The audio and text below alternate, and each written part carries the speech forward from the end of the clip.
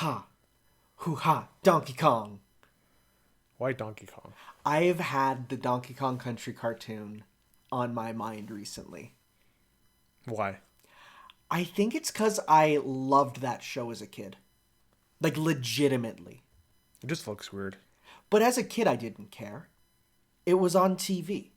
I watched whatever was on TV. And it was better than Monster by Mistake. Yeah. I hated Monster by Mistake. You watch anything on TV except Scooby-Doo. See, and I didn't like Scooby-Doo. I didn't. I didn't think it was entertaining. Like, the only times I would watch it would be... all the cool monsters, all the cool... They really weren't that cool. Chases? Yeah, they were. They really weren't. The only cool one was the alien from the sequel to Cyber Chase. Not even... No, that was Cyber Chase. No, Cyber Chase was... No, that's the electric demon. I mean the alien one. From where Shaggy and Scooby are in the desert and there's real aliens. Yeah.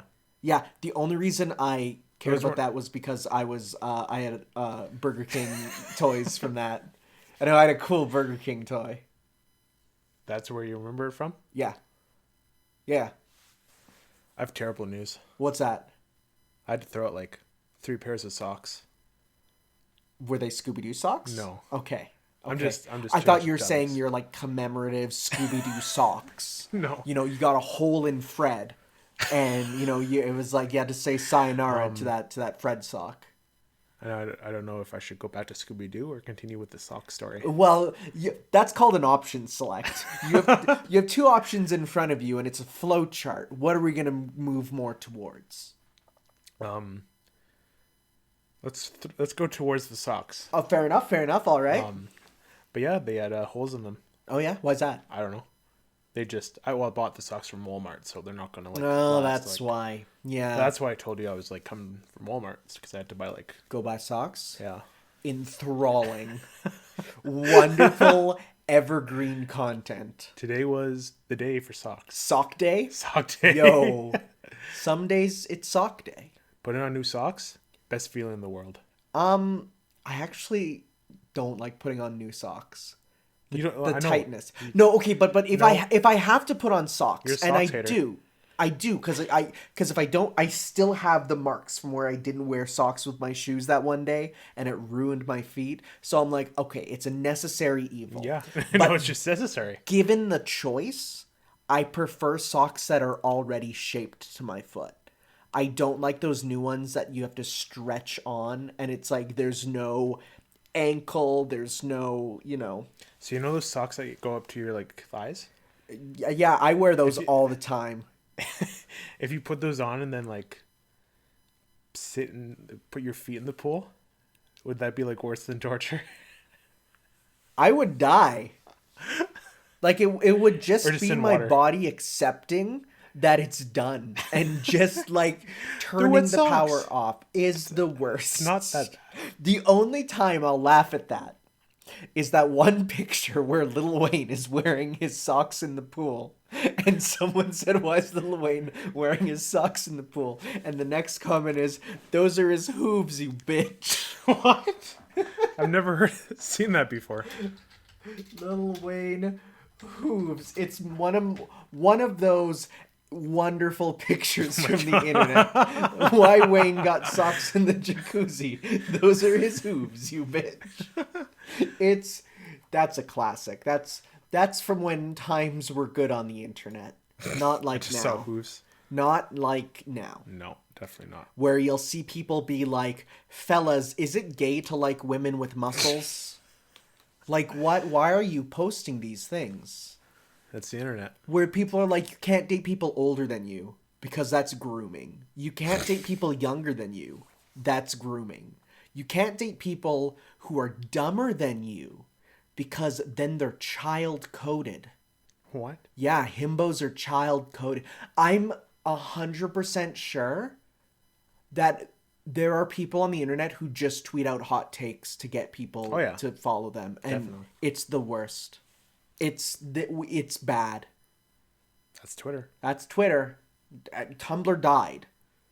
And this is what I have to live with now. If only there was another social media service. but there's actually none. Facebook. No, there's actually none.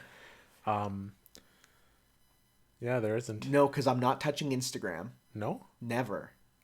Never. I refuse.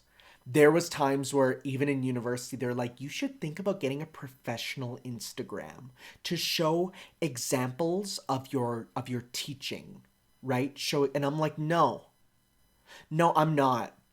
The only like mildly professional thing I'm going to have is LinkedIn. Because I have Twitter for shit posting and LinkedIn for work. And there is no overlap. There will never be overlap. Anyways, hi, welcome to Ships Worldwide. We had a 5-minute tangent about... Did we? Yeah, we did. About not anything super relevant. But that's what we do. That is the important content. That's our niche. Yeah, because then people can... It doesn't matter when they're listening to that. That's always relevant. Mm-hmm. They can click on this and go, man, it doesn't matter if it's 2045. You know, they're talking about Scooby-Doo and Lil Wayne's hooves. It's still evergreen. Is it? I say so. What if Scooby-Doo becomes like the next big thing? I think he's had many chances to do so over the last, 50 years. Like bigger than Star Wars. Again, he's I'd say when it was Zombie Island era, that was his pinnacle, and he will never get bigger than that. Because remember, the live-action movie wasn't very beloved. Well... What's your opinion on the live-action Scooby-Doo movie? Guilty pleasures. Both of them? Both of them. Oh. Yeah. Oh, that's a spicy take. Why? All right. I know a lot of people like the first, but then the second, they're a bit more iffy on. I think I like the second more. Really? Because it has more fan service. You mean like the part where Velma gets that really tight outfit and then she sits the down monsters. And the latex squeaks? Daphne. Wait, no, that was Velma. That was Velma. Of course you remember that. Of course I remember that. That awakened some things as a child. I'm like, well, what about Buff Shaggy? Did that awaken something in you too? Didn't awaken anything in me, but I thought it was hilarious. Right? Yeah. They're good movies. Well, I mean, hey, that Shaggy steals the show. Oh, yeah. There's a reason he became the Shaggy after that. Because he even voiced him in the cartoons and stuff. Like, he became the Shaggy. The Shaggy? Which is a shame. Then that new movie came out. I can't believe we're still talking about We are. And they replaced all of them. And it's apparently really bad. I heard that too. Yeah, I was never going to watch it anyways. But I've heard that it's really bad. So, anyways. Let's get out of that evergreen and into the stuff that lives and dies by the now. How has been our weeks? What have we been up to? Work. Yeah. I'm almost back at that phase. Almost? As soon as this month ends, it's like, that's it. Back to work. I'm actually applying for jobs Monday. Okay. I fully expect to get none because there are 500 substitute teachers and not that many jobs. Just treat it like Fall Guys. Yeah, that's what they should do, honestly. They should put 500 teachers through like a wipeout style course, and the ones to get to the end get the jobs. Do you think you would get to the end? I think I would get at least the top 20%. Would you be like one of those people who like just make it? Or just don't. I would be one of those ones that does pretty good, but then dies. Like they kill you at the end. By the way, I feel like I would lose at a stupid easy part of one of the final sections. Like not even a part that's a challenge. I'll just slip and fall off the platform or something. Right? That's how I feel I would go. Have you played it, Fall Guys? Yeah. Last week I said I did. Oh right, yeah. I haven't played it yet. I played it a bit. It's certainly a game. I have to get out of the mindset though of jumping lots. It's a game where you need to strategically jump because while there's no fall damage, it might as well be because if you fall from a big enough height, you start to roll, and that's your undoing, is the rolling, okay. Nothing else. Because once you start rolling, you're done. Like, especially if you're on a tilting platform or something, you're done. Mm-hmm. So it's you need to really, it's a grounded game. Did you see that tweet that was going around of professional tryhards? The one that everyone was posting? Yeah. Wow. What a scummy mindset to be like, look at these tryhards. We're out here just having fun and you're like working really hard to win. Why are you trying? It's like that people are saying that is a perfect example of a toxic casual, which I agree with. Those are the worst players. The ones who are like, why are you trying so hard? It's just for fun. It's like, what? But no, I want to win, right? You want to win. Mm-hmm. So I don't see why, I don't know. What else was there? Work. I'm sure there's other stuff. There is other stuff, but, Nothing for the podcast. No. Yeah. I'm like scratching my chin. Yeah, they might pick up that sound of the bristles. I've went multiple times back to last episode to hear. Oh, the laugh? Yeah. Big Chungus is the one that gets me every time. That one destroys me. But again, that's neither here nor there. Yes. I don't know. I can't think of anything else other than just vibing. Well, let's get into the games then. See, you're doing it. Someone mentioned on the comments on the last podcast how you called me out for doing visual things on an audio podcast. Well, yeah, but that wasn't a necessary movement. I just extended my hand when I said that. You said something, I don't remember. I know there was one thing that someone called me out for, and I'm like, that doesn't count. Okay. Video games. Video games. I finished Cuphead. You finished it as much as I could. Oh, did you not beat the final boss? Oh, yeah. No, yeah, I did. Okay. I didn't complete it. Oh, okay, yes, I'm not going to do that. Yeah, that's a toughie. But yeah, I near the end of my completion, I'm like, I really love this game. Yeah, it's a good one. Yeah. Definitely going to pick up that DLC. Oh, yeah. Oh, yeah. You're going to watch the Cuphead TV show. Yep. It looks good. Have you seen clips? A few, yeah. Yeah, it actually looks really, really good. Mm-hmm. So... Yeah, I did the pacifist runs on the run and gun levels. Oh, wow, that's a thing? Yeah, it's not that hard. It's not... Oh, I don't know. How do you get through obstacles? Oh, I guess you can use the invincibility warp. super. Okay, yeah. Yeah, that makes sense. Dash and all that. Yeah, okay, then that makes sense. I got A rank on all the bosses. Wow. And not S, because those are the expert mode ones that you have to be perfect at. And I'm like, I'm not going to do that. Yeah, that's tough. But yeah, it's Cuphead. Nice. Then I finally started getting some Dolphin games going. Dolphin being the Wii and GameCube emulator, for those of you who don't know. I've been putting a few hours into Animal Crossing, the original. Oh, isn't it so atmospheric? It is, yeah. There are a lot of limitations there. I'm like, how do people deal with this? Oh, I loved it as a kid. Sending in the fossils. That one's not bad because they basically become you need stationery to get them assessed, basically. That's true, yeah. And if the store is closed and you have 15 fossils. Well, if the store is closed, you're done. That's it. Game's over.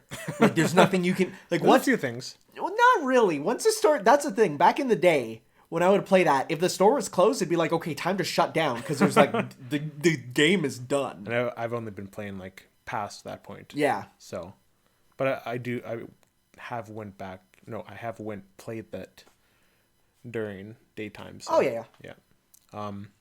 Then I also installed a HD texture pack on it, which makes it look real nice. Oh yeah. Those are always nice. Well, then again, you showed us the Luigi's Mansion one. Yeah. And that one has a bit of crust. Yeah, it's a bit crusty. It's a bit crusty. I kind of prefer the original without the HD. It looks a bit too Resident Evil. Yeah. Which is strange. When someone said that, I'm like, yeah, I agree with that. Yeah. Played Mario Strikers. That game's still so fun. I wish they'd remake it. It's soccer. But it's fun. I really don't like soccer. You don't not even Mario Strikers soccer? The concept of soccer rubs me the wrong way. I used to play soccer when I was a kid. mean, I did too when my mom forced me to, and then she saw me never able to catch up to the ball, and she was like, "That's it. We're taking you out. There's no more point." And no more points. Yeah, because you weren't scoring I wasn't even getting to the ball to kick it. Yeah, I used to play a lot of defense when I used to play soccer. See, I played baseball. Nah, it wasn't baseball. See, I find baseball fun. But yeah, that's kind of all I've been doing. Nice. Because I've been playing our foreign exchange game a lot. So that's lot? Yeah. Oh, well, this is going to be interesting then. Interesting. All right, well, we'll get to that then. It's over to me. I mean, of course, we should just call this like the Fate Tanner section. I've been playing Fate stuff. So I finished the summer event for the mobile game. Did I talk about it last time? Yeah. Yeah, where they go to Hawaii. Yeah. Yeah. So I finished that. It's nice slice of life shenanigans. What are you looking for? Just keep talking. Okay. All right. Then, he's moving the mouse around. Okay. Let's see if I remind myself later. Played Hollow Ataraxia. I got to a point where there is a fishing competition in it, and it's hilarious because one of the guys, Archer, he wears a fishing outfit that looks like Terry Bogard. And I started laughing so hard at this fishing master Terry Bogard. It was great. And then I'm on the second half of Fate Apocrypha. So that is the show this time. Well, I get... What? I guess that's what I've been doing too. I started a rewatch of JoJo Part 2. Oh, okay. Subbed? Yeah. Because you watched it dubbed originally. I love his voice. I love Joseph's voice subbed. Oh, yeah, so that's the thing, because you watched it dubbed, but Joseph's subbed voice is, like, iconic. Yeah. Like, people, I forget his name, but he's one of people's most favorite comedy actors for anime, and he's so funny. He's so good. I completely forgot, like, Joseph, like, just shoots a Tommy gun into a restaurant. Yeah, absolutely. There's small moments in JoJo that you forget about where you're like, oh, wow, they did this, huh? And now, like, with stuff I know in Part 8, I'm like... Oh, well... I'm noticing things. We're not going to say anything about that, but yeah, it's like, there's some interesting stuff wraps It's just around. weird. It's weird. Really makes you go, Yeah. How stuff wraps around like that. Yeah. But back to you. I got back into another mobile game, but this time being Skullgirls Mobile, which is a mobile fighting game, but it's a fighting game gacha game, which is... We'll talk a bit more about why I got into that in the news, but it's weird that it's kind of scummy.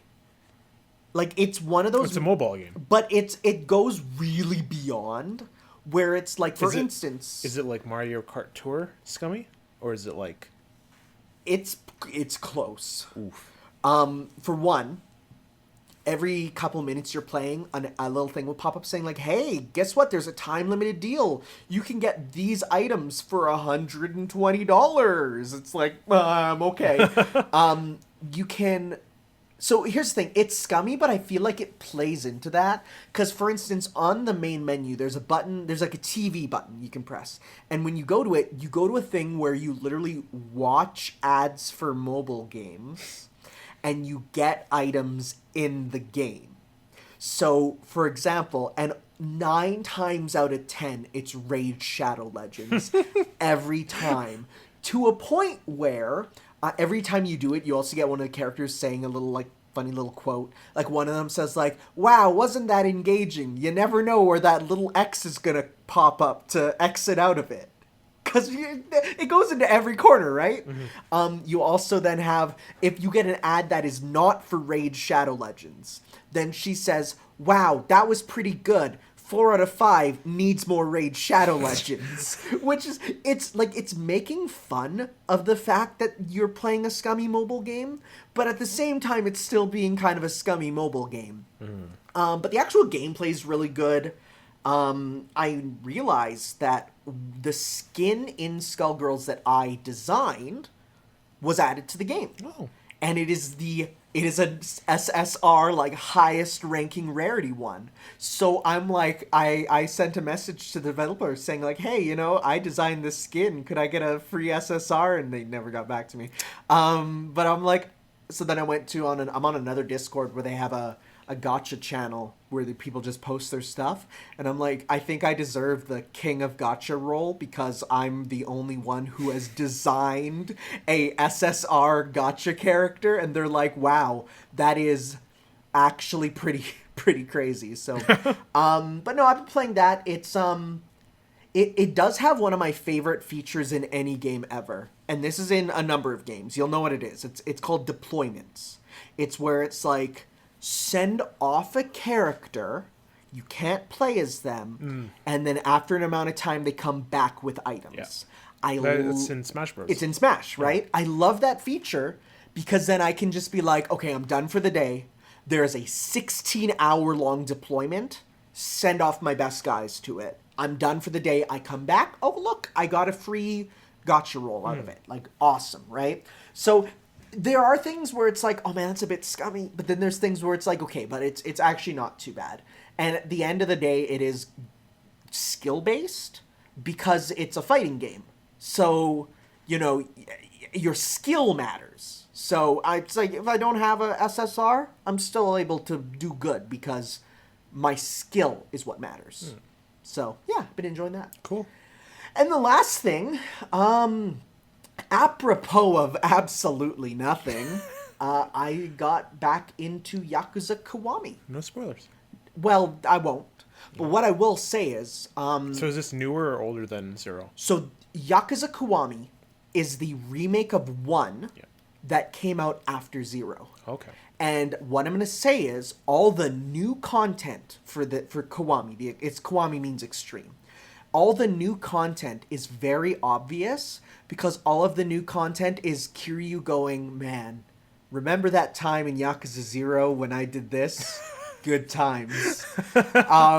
Which really, really makes it seem like, yeah, don't start with Kiwami, start with 0. Because having sort of seen both games as a starting point, 0 actually feels like the start, where even in base game 1, they're talking about, man, 10 years ago, you know, 10 years ago things was different, you know, things were better, you know, the 80s, the bubble economy, they're always on about it, right? And it's like, wow, 0 was a necessary entry because there's so much that they talk about the time of 0. So it's interesting. So I am definitely gonna, like, you can tell when they even do flashbacks to 0 all the time, where it'll just be like, you'll meet a character and then it will flash back to them in 0 with younger Kiryu and that character younger, and you're like, wow, okay, this game is a sequel to 0 as much as it is a remake of 1. So, it's also very clear to see some points where it's like, yeah, this isn't as extensive as later Yakuza's. For example, there's no arcade games. There's original ones, but there's none of the old Sega games there. So it's like, it kind of sucks a bit, but it's because it wasn't in the first game.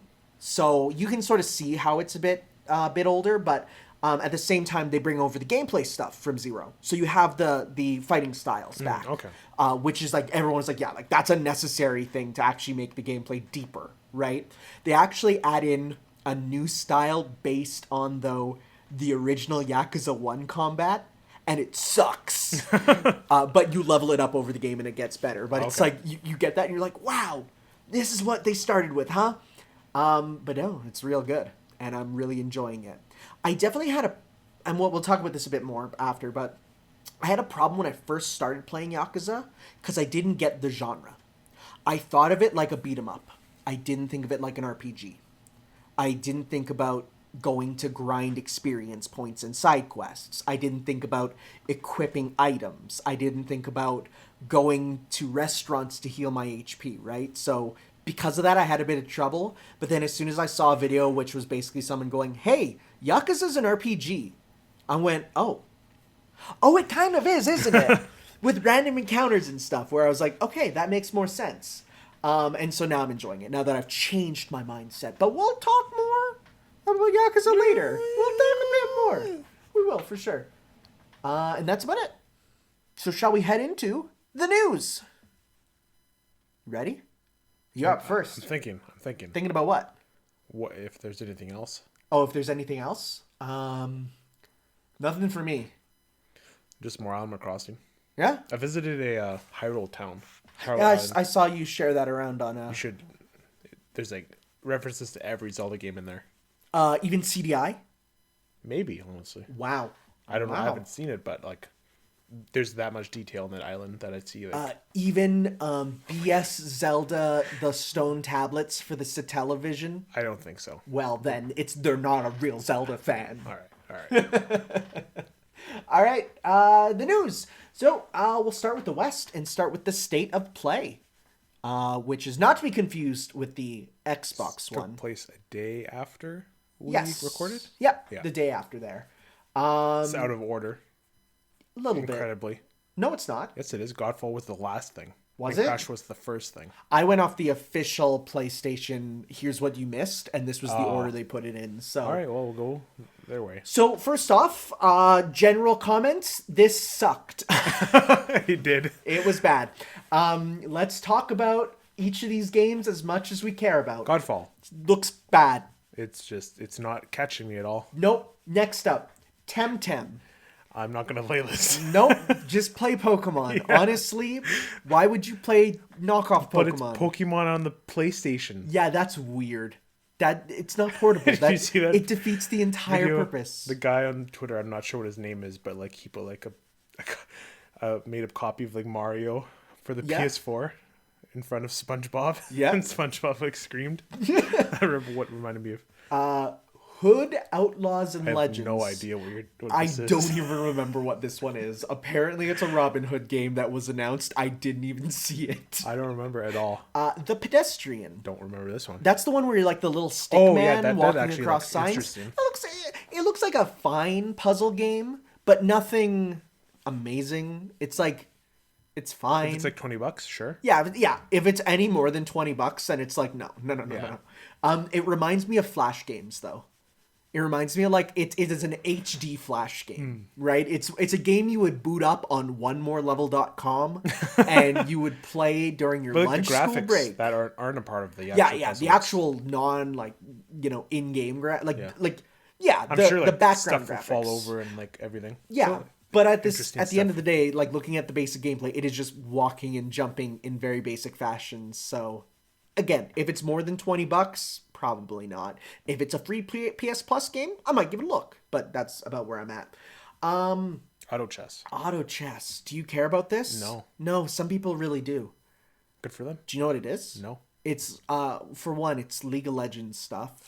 So it's literally like you make a chessboard of characters who have like AI. You press play against your opponent and then they fight. And so it's like the strategy comes entirely from planning. So it's a thing that people enjoy, but I don't see why that would be interesting. Controls DLC. There's a lot to talk about with Control. Yeah, so I was actually going to talk about that too. So first off, the DLC trailer with Alan Wake looks sure, all right. But then we get the news that Control will not be available on PS5 for people who bought it originally. No, you won't be able to upgrade for free if you bought the original, which I did. Yeah, so, most people did. You have to buy the edition, Ultimate Edition, comes with all the DLC. Yeah, so that's really scummy. That's pretty scummy. I feel like that though is a publisher decision and not a developer decision. Yeah, that's I wouldn't blame the people who made Control. I blame the people who released Control, right? Because that is very much a decision for people who are like, we need to make more money, though. We'll make them buy it again. Vader Immortal, the PSVR game. Apparently this is like a thing you could play at the Star Wars theme park, but now they're just bringing it to... Oh, yeah. There's a couple times they've done that. They released the One Piece VR thing for people to just buy on PlayStation. So they do that occasionally. And I'm sure they're going to do that with Mega Man also, because they just announced a Mega Man VR game, but only like in person in Japan. So I'm sure it's going to be later on where it's just going to be like, yeah, you can buy it and do it at home, right? Hey, guess what? What? It's Bugsnax. So we got the Bugsnax gameplay. This game looks weird. Looks fun. It's like the fact that it's first person is strange. I think that's what the feeling they're going for. Yeah. It's definitely not what I assumed. Pokemon Snap. You got Pokemon Snap? Yeah. I got like horror game. Okay, but the pizza moth is really cool. The giant pizza Mothra, that's cool. I haven't seen it. You didn't see it? No. At the end of the trailer where it's like all stormy and like the main character's running and then like he goes like through the rocks and then just this giant pizza moth flies overhead. I didn't see it. Did you not watch a State of Play? Like maybe I just like blocked it from my mind. I don't know. Bugsnax pizza moth. Let's see here. Not Pizza Month. Though I'd love Pizza Month. Let's see here. Yeah, it's like this giant like pizza. Xbox is done. Yeah, Xbox is done. Bugsnax. That's powerful. Yeah, like this giant like pizza moth flying over. Like so, I'm not sure what to feel about this game still. I still find the concept of getting the body parts of the fruit to be absolutely freaking disgusting and horrible and abhorrent. But what if this is a game of the year next year? I might look at it if depending on what I hear people say about it. If they say it's really good, I might have to buck up and give it a try. You might need to snack on some bugs. Like I love the creatures. I just don't like the eating them and mutating. It's gross. It's weird. You're gonna have to go through that. They're gonna do like a big Resident Evil monster thing at the end. Where some guy's like, I ate the giant one. No, my body's exploding. Save me. Like Resident Evil, yeah. Yeah, right? He's going to have pizzas all over his body. Yeah. Frick, that's gross. I want to throw up right now. Twigs are like growing out of him as you fight him. Stop. I don't like this. No. Anyways, next up, speaking of, Anon Mutationum. Do you remember this? Nope. Next. Oh, so this one sucks because it looked cool, and then really the news came out about it. Literally like 2 seconds later. Aeon Must Die looked neat. Cue the developers on Twitter going, "Hi, the publisher stole this game from us. None of us got paid," which makes us all go, "Damn." That died almost as fast as. So are they still releasing it? Or? I don't know, but the hype killed it. As fast as the dinosaur visual novel. Like those two games were like it got like there's like always one game in one of these. Sony shows it, ripped it down, right? It's like, man, okay. Genshin Impact. Do you remember this one? Anime Breath of the Wild? Oh. The one that looks very Breath of the Wild? There's different elements. There are. For one, it's free to play. For two, Breath of the Wild isn't free to play. It's not, but for two, it's a gacha game. Of course. So you roll for characters, but even though it's like a gacha game, it's still a full big open world like with quests and stuff. Also, magic is part of the gameplay. So they showed off gameplay, and it's like the combat is 100% different, way closer to like a Devil May Cry sort of thing. And multiplayer sort of stuff where like you join up with people and you do quests together. So. And they basically said, look, we love Breath of the Wild. We're taking elements of it because we love it. They've said it outright. So at least they admit it. I don't know if you remember, but when this game was first shown off, people reacted to this by bringing their PS4s and destroying them in front of this. I remember that. Yeah, you remember that? Yeah, that's this game. So, all right. Braid. What about it? Anniversary edition. Just a remake. It's a remake of the game that Soulja Boy ruined the creator's life over. What? You don't know? No. Oh my god, dude. So when this game came out, it was like supposed to be like this deep poetic thing of because I don't know if you know this, but there's like deep metaphors in Braid, like really deep ones about atomic bombs and about like how women view men in society and like chivalry, and like the main character is like this like dude in like a suit, and he's like he looks like a programmer, but the princess always gets carried away by this like Chad knight. And it's like meant to be this deep sort of idea of like, this is how society views nice guys, right? And then Soulja Boy just out of nowhere downloads the game and uploads a video onto YouTube of him playing Braid. And he's like, yo, dude, check this out. You press the button and he rewinds. It's like, oh, okay, here he goes. We're going to jump. We're going backwards. And it's him just goofing. I was like, yo, this game means nothing. It has no meaning. You just jump and you go backwards. Oh, it's so funny. And it broke the creator, who's like, he doesn't get it. Nobody gets my creative vision. Nobody understands me. Oh my God. It's from Indie Game the Movie, which is a wonderful movie to watch if you want to see absolutely stuck up their own ass video game creators talk about their games that aren't that deep. So like there's even like this quiet music. It's incredible. I'll show you after. Yeah.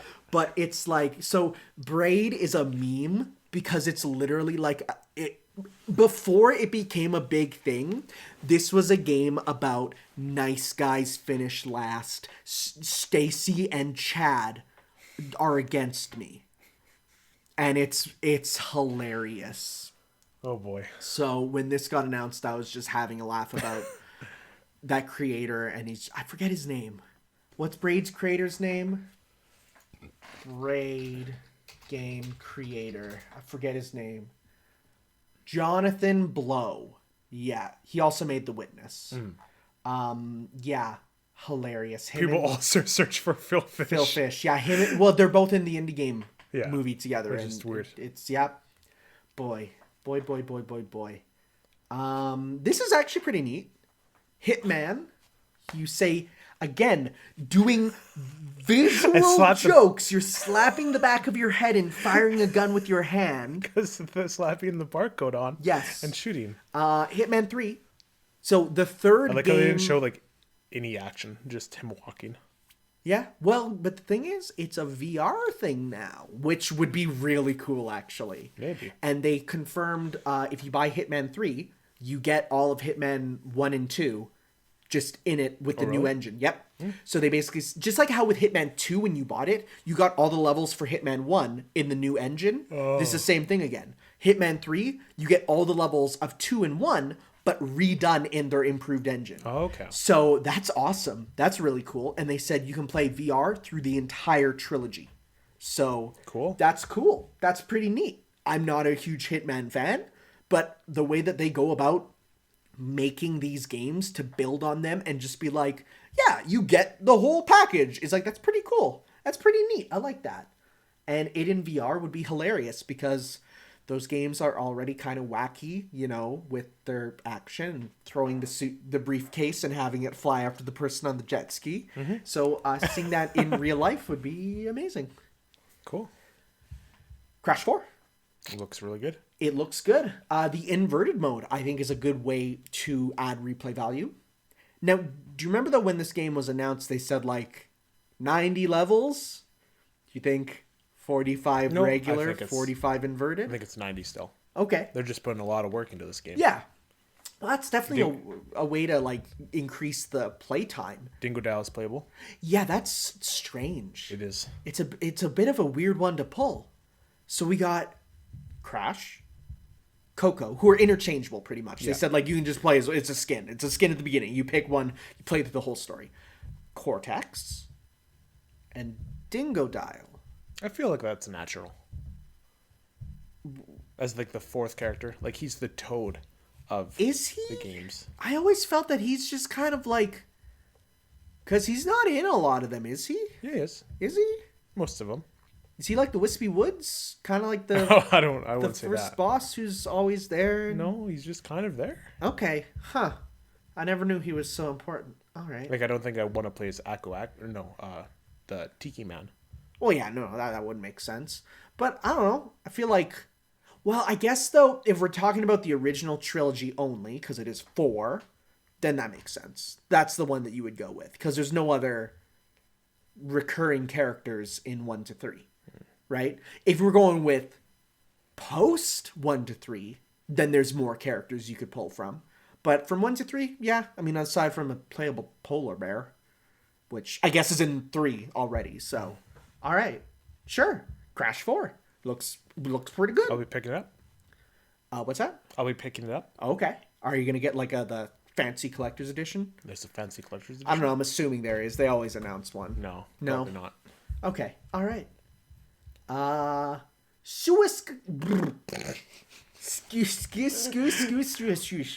Suicide Squad kills the Justice League.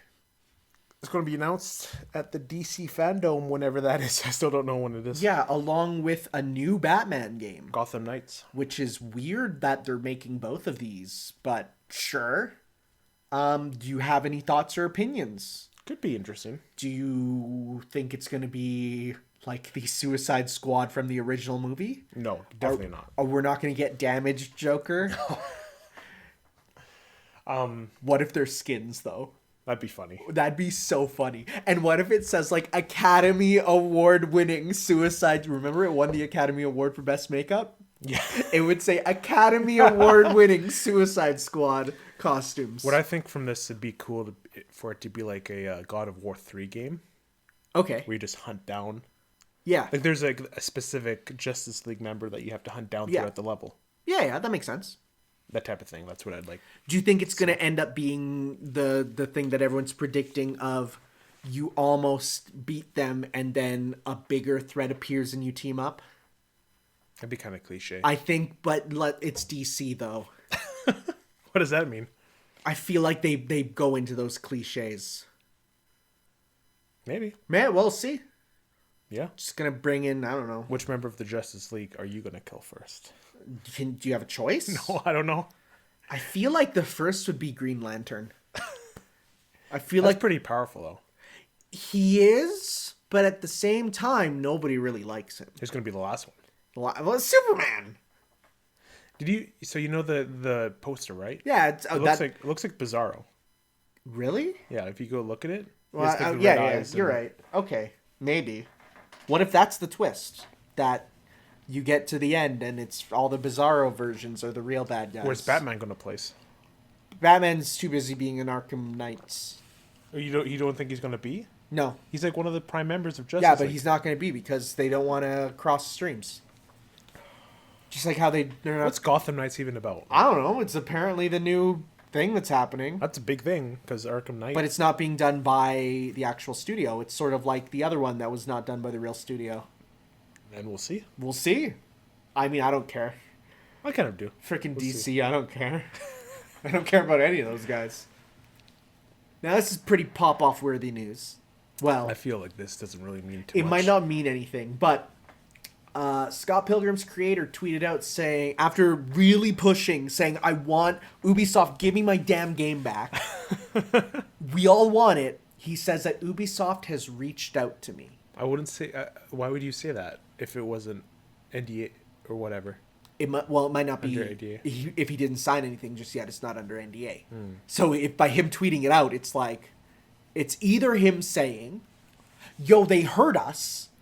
This is good," or "Yo, they heard us." No, it's not happening. So either way, we'll have to see. The fact though that he says they reached out though means at least Ubisoft is talking to him, which is more than what has happened in the last 5 years. So we'll see. That's a good game. It is. I still have it on my PS3. I do too. It's really good. I will never delete it because that game is Kino. Kino? Pretty Kino. Is it based? It's pretty based, pretty pog. For sure. So I hope we get a re-release. Even a physical release. Hell, you know what? I don't even need it to be a PS4 version. If they do a physical PS3 release, I will buy it. If it is a physical Xbox 360 release with all the DLC, I will buy it. I want them put on Steam. Oh yeah, and if it's on Steam, then you're good. Period. Yeah. You're set. So we'll have to see. And in kind of sad, but not really, because I have enough games, so I don't really mind news. Halo Infinitely delayed. Halo, oh, hey, nice one. Halo Infinite has been delayed. So now the Xbox One Series X will be coming out with zero games. Exclusives. Yeah. That's well, they might come up with something. We'll have to see. The Gear Pop game. Oh God, you're not even wrong. Yo, shout outs to my friend who works at Microsoft, and he basically said when that was announced, he's like, none of us had heard about this, and this is weird. He did the AI for Gears 5, and he's like, this is weird. I didn't even know. But I think that's a good thing. It could always use some polish. Now, do you agree that the game looked bad? Well, it looked like it needed some more work, but I didn't think it looked terrible. Exactly. There's some people who are saying it looked like trash. Like, what is this, a Nintendo 64 game? It's like, oh my God, you're so stupid. Apparently the game's going to run at 120 FPS on Xbox One S, though. No, Xbox Series X. There you go. Sorry. And there's going to be an S version, too. Which is weird, but I guess... You know what? It might just be a discless version like the PS5's discless version. Maybe. Because, I mean, there is a disc... There's the Xbox One SAD. Right? Yeah. You know, so you're gonna have your disc version, the Xbox Sex, and you're gonna have the discless, which is the Xbox S. So, all right, which one are you gonna get? Probably the Sex. All right. Just because, I mean, mind you, I have no pressing need to get one right now because with everything gonna be smart delivery, it's like, well, who cares? I'm just gonna buy the Xbox Sex games and play them on my X-Bone. I hate you. Yeah. Yeah. That's their names. So, we'll see. We'll see. I mean, heck, I still have all the Master Chief Collection to go through, so... And then the Halo Wars games, so I still gotta work a lot through. Of video games. Yeah, and then I gotta watch the Halo movies. Do you know those Halo movies? And you gotta read the novels, too. I watched the video from David Brian Gilbert, so I'm good. David Gilbert, the Polygon guy. Yeah. Yeah, I watched his video where he breaks them down. Okay. I think I'm good. Do you know there's a Halo anime? Yeah? Yeah. You watching it? I watched it already. Okay. It's pretty good. All right. All right. That was the news from the West. Switch on over to the East. Just kidding. Not really, because this is technically news from the West still. So they announced, hi, we're getting a new character in Skullgirls Mobile, one that's not from the original fighting game, which is Annie, Girl of the Stars. Oh, that's pretty cool. She's a good character. And I was like, okay, yeah, sure, she's in the mobile game. And then they said, oh, by the way, she's also coming to the console fighting game next year. And I'm like, wait, what? My favorite fighting game is getting a new character 5 years later. Yeah. So I pogged so hard. I embodied that emote. It's like you don't get that very often. Did you spam it in the Discord? I did. Oh yeah. You don't get very often where one of your favorite games just comes out and is like, surprise, here's some new content. And that's why I picked up the mobile game, because then they said, hey, and here's a nice thing. They said, if the games do well, both the console game as well as the mobile game, we will see about making more new characters. So then I was like, all right. Are you going to buy 50 DLC packs I did one transaction just so that then it gets rid of random in-game ads. They said if you buy one thing, then it's like you're done with the random ads. Okay. You can still purposefully watch ads to get the money, but then you don't get the random ones. So I bought just like a $20 pack, which is you get one thing of each character, because I'll go to a mission and it's like you need to have this character, and if I don't have them, I'm like, well, shoot, can't play that mission. So I just bought one that gave me one of each character. And I got a gold, which is not the highest rank, but the second highest. So, hey, it's pretty cool. But yeah, so I'm like, that's really good. I love that game. That is my favorite fighting game. Well, it's up there with Marvel Infinite. I like Marvel Infinite for gameplay, but as a full package, Skullgirls is my favorite. So good. So just to get new content for that is just like world shaking for me.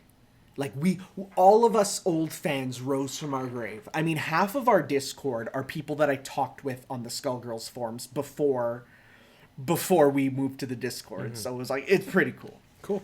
And then just right now, they announced a new character for Dragon Ball FighterZ. First off, he was leaked. And in a hilarious way, where they were literally doing a stream thing and they went to click to change like the background to something and they changed it to their upcoming releases calendar. And on it said Roshi Showcase, and the guys on the stream went, oh, damn it. And like, so then they, at the end, they're like, well, we got a trailer, don't worry. And so they showed off Master Roshi is coming to Dragon Ball FighterZ. His trailer is like, again, like 10 seconds long.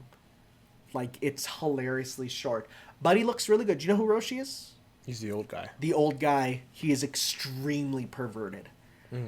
He literally asks a underage girl to show him her boobs as part of the original series. Cringe, bro. And it's pretty bad. But, you know, that's our Roshi. He's just wild guy. Wild guy. They literally, like, the trailer for him is him doing a single combo into his level 3, and that's it. And we're like, we get nothing out of that. So we're gonna have to wait till next month to actually see the gameplay. So, but that's good. That's a character that people wanted. So it's nice to get a not Goku character. But you're also getting a Goku character. I saw Ultra Instinct. He's already out. Oh, yeah, he's already out. Yeah, Ultra Instinct Goku, which is him with silver hair. And that's actually a very different Goku, though, because it's Goku in the style of his body naturally avoids attacks. So for one, if you walk forward with him, he will automatically evade any projectiles. He can walk through supers. It's buck wild. So that's one that I was like, I'm okay with him. That's a Goku I'm fine with. Cut in. Hi. I saw that you added me on the Discord for this. Yes. I know it's minor, but the new JoJo mobile game. Coming from a Chinese company. So we're going to have to see what it is. But they just said they're making something. Okay. So, yeah. We'll see what it is. Yep. I mean, again, anime games, like, one pops up all the time. They'll just be like... I wonder if they have Part 8 stuff. Now that... We'll see. Was there Part 6 or 7 in... No, right? So no, the Pitter Patter Pop's more anime focused, but... I know Diamond Records, which was the one that came before it, had stuff for the whole series, but that's just because it used everything from the fighting games. It just used the models and stuff from that. Okay. So, who knows? We'll see.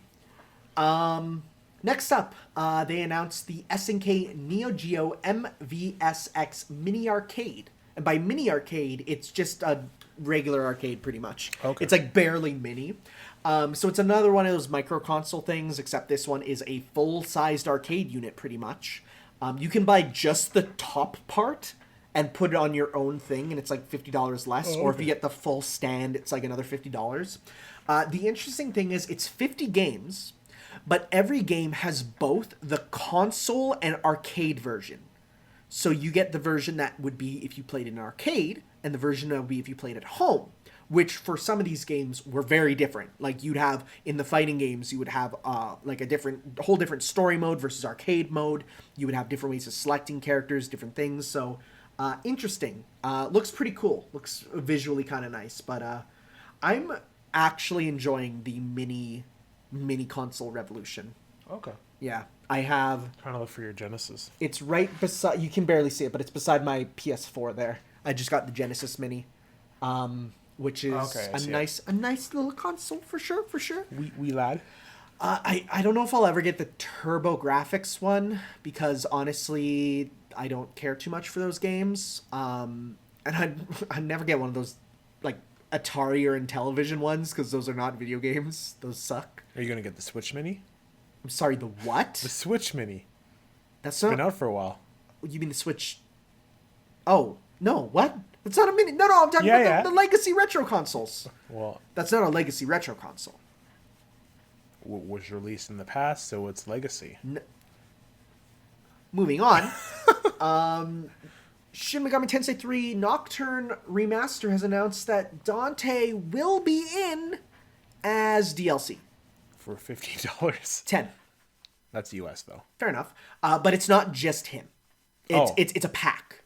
Because basically, the game is based on a thing called the Maniac Chronicle re-release. The Dante version was just called Shin Megami Tensei 3 Maniac, not Maniac Chronicle. And they basically said, like, if you buy this pack, you get a Switch, not like the console, but like literally like an in-game toggle option to go to his version of the game. Oh. So it's sort of like, buying, like you get the option to play through a different version of the game. So there'll be changes in there as well. Oh, okay. So it's not just him. It's like a whole separate side mode. So you can't have both of them in the game at the same time, both him and Raido. You get a choice pretty much. But they did say, because when they released the version with Raido, he had the same moveset as Dante, but was better because he had like one new ability that like made him a lot better. They confirmed, don't worry, we're buffing Dante, so he's just as good. Okay. So it's all balanced there. Now the interesting thing is this game has confirmed to have voice acting. So we'll get Dante with his Dante voice, hopefully, because Devil May Cry 2 Dante, which is this version, has never been voiced by Ruben Langdon. So it'd be like, oh man, are we going to get DMC2 Dante actually voiced by the best voice of Dante? Maybe. So we'll see. We will. Hopefully they get him for that. That's one of the reasons why people also say it's probably DLC. Is because of the fact that, one, they have to relicense Dante from Capcom, and two, they have to pay the voice actor who would be an outside resource, right? It's not like an Atlas... he's not an Atlas mainstay. He's kind of a freelancer, so they have to pay for him separately. Okay. So that's one of the reasons why people are and it's $10. It's like, honestly... It's a bit pricey. You gotta be honest. I don't think it's too bad. To get Dante in your game... That's worth it, And I love how they even tweeted it with now featuring Dante from the Devil May Cry series. So I'm happy. In Fate news, they announced a mobile game called Fate Grand Order Waltz, which is a music rhythm game, but it's only available to 550,000 people. So that's gone. You can't get it anymore. Why? Why did they do it like this? Because it's meant to be this exclusive thing for... What are you looking at? Nothing. Okay, you're looking over. I'm like... You're looking to see if I have my copy? Because guess what? I downloaded it. I got in. Yeah! Weird thing is, it does not work on either any of my Android emulators nor my Android phone. But for some reason... It is one of the few games that is not region locked on iPad. So I have an iPad and I was able to play through it. Oh, there you go. And it's a really good music rhythm game. And the fact that like nobody will be able to play it aside from the people who got in, because it's like a super exclusive like anniversary thing. Sure. I actually did a video on it though, so people can at least see what it's like. So, but yeah, just they're like, yeah, it's exclusive. You can only get in if you're part of the cool kids club, and I am. So there you go. Sega. After the success of Persona 4 on Steam, Persona 4 Golden, they said, hey, we really want to release more games on PC because that was a really good success. Who would have thunk? Yeah. This is the wildest thing to not just be like, of course, to. Like, yeah, I'm sure you have many games. When you lock a game onto a dead console and release it to people who have a lot of that console or system. But even like, yeah, well, like for one, like nobody plays the Vita anymore. So like that was a big one. But even for some of the like PS PS3 and PS4 exclusive stuff. It's like, there's people who would kill for that on Steam. I mean, Yakuza 0, Kiwami, and Kiwami 2 are all on Steam now, and those are doing pretty well. Yeah. 7 is also getting a Steam release. So, like, yeah, like, they're doing really well. So it's like, of course, just throw them on, you know? It's weird that they're really opposed to it. Sega, not so much. It's Atlas. It's Atlas. It's specifically Atlas who doesn't want to do it. That's ironic. Yeah. Atlas is, like, worldwide, and they're only... What do you mean they're worldwide? Like, Atlas, like... I mean, they're way more Japan than Sega, who's the big one. I mean, like Atlas. You know Atlas's shoulders? Oh my god, I've never ever put together Atlas like the guy with the world. Is that what they're named after? No, it's U in their name. It's not I know, A. but it sounds the same. Atlas. Yeah. Wow, I've never put that together. Wow. Okay. Huh. But yeah, so we'll hopefully get more of those games on PC or other stuff too. I'm just open for stuff on everything. I mean, we're kind of lucky. We're in the situation where we pretty much have everything to play anything on. Yeah, we got PCs, we got PS4, we got Switch. We can kind of play them wherever. Yeah, I have Xbox, but like that's like I'm never gonna buy a multi-platform game on Xbox. It's like this is the Halo box. But you know, so hopefully, just for more people, they can release that stuff. Mm-hmm. Yeah. Last one, bit of sad news. Oh no. Yeah, that joke's been made. Okay. But Yoshinori Ono is leaving Capcom after 30 years. This is happy and sad news. Yeah. Sad for the fact that he was the guy that brought fighting. He literally resurrected fighting games. Because in the 3D era of games, like the Xbox 360 era, fighting games were dead. And the game that revived it was him pushing Capcom super, super, super hard for Street Fighter 4.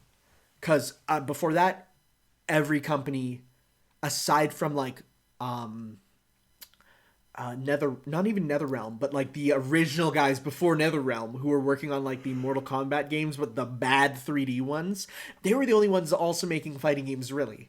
And so it's like, well, aside from like Japanese Dojin games, but that's a whole different thing. But for mass audiences, there was no fighting game. So he was the one that literally saved them with Street Fighter 4. Like, he brought him back, and he pushed hard for a lot of good stuff like that.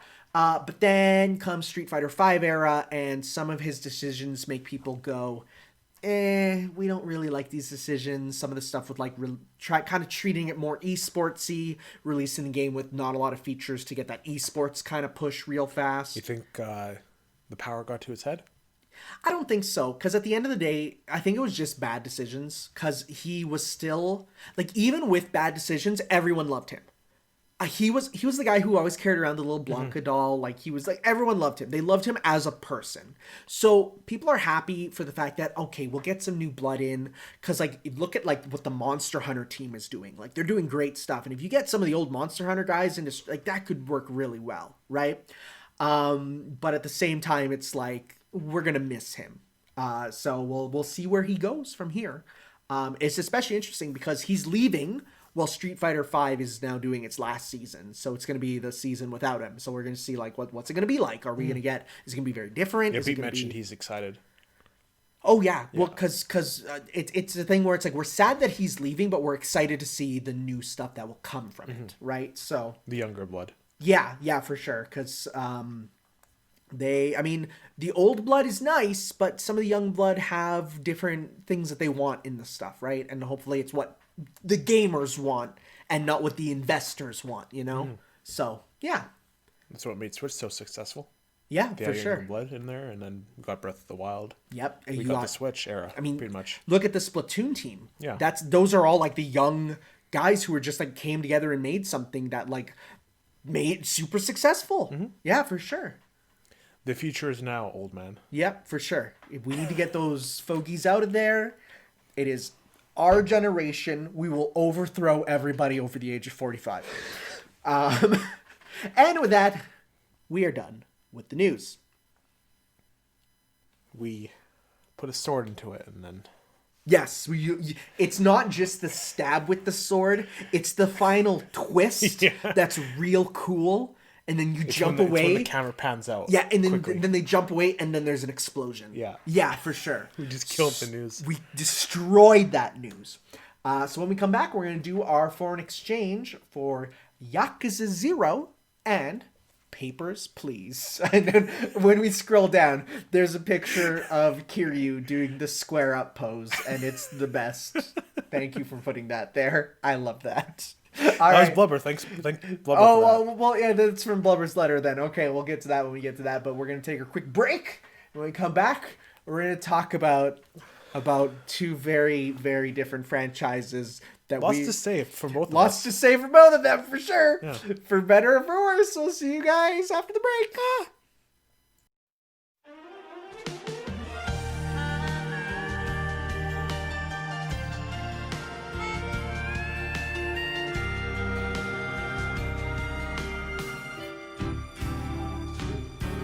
Baka mitai 子供なのね夢を追って傷ついて嘘が下手なくせに笑えない笑顔を見せた I love you もろくに言わない口下手でほんまに不器用なのにどうしてさよならは言えたのダメだねダメよダメなのよあんたが好きで好きすぎてどれだけ強いお酒でも歪まない思い出がバカみたい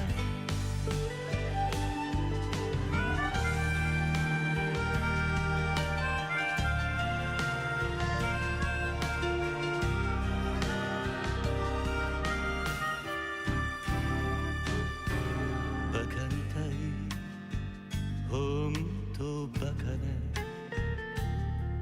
あんた信じるばかりで強い女のふり切なさの夜風浴びる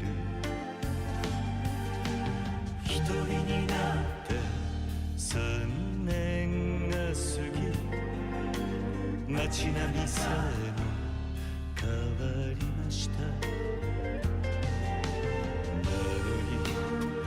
なのにどうして未練だけ置き去りほんまにろくな男やない揃いの指輪外しますざまみのせいせいするわいい加減待っててもバカみたい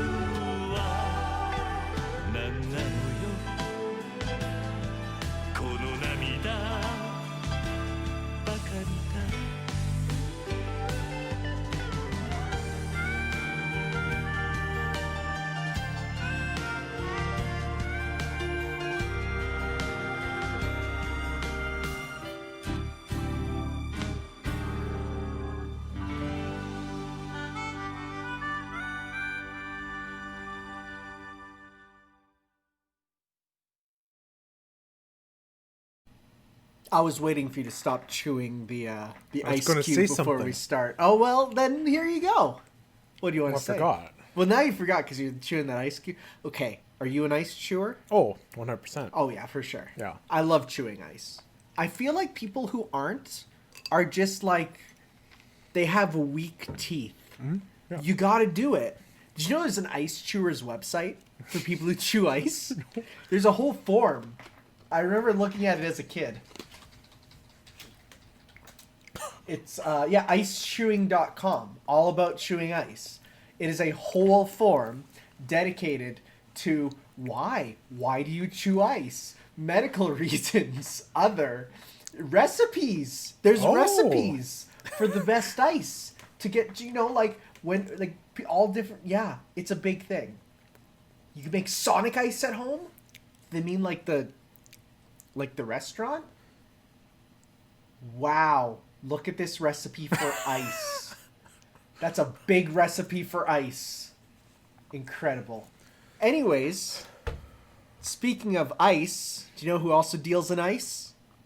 The Yakuza.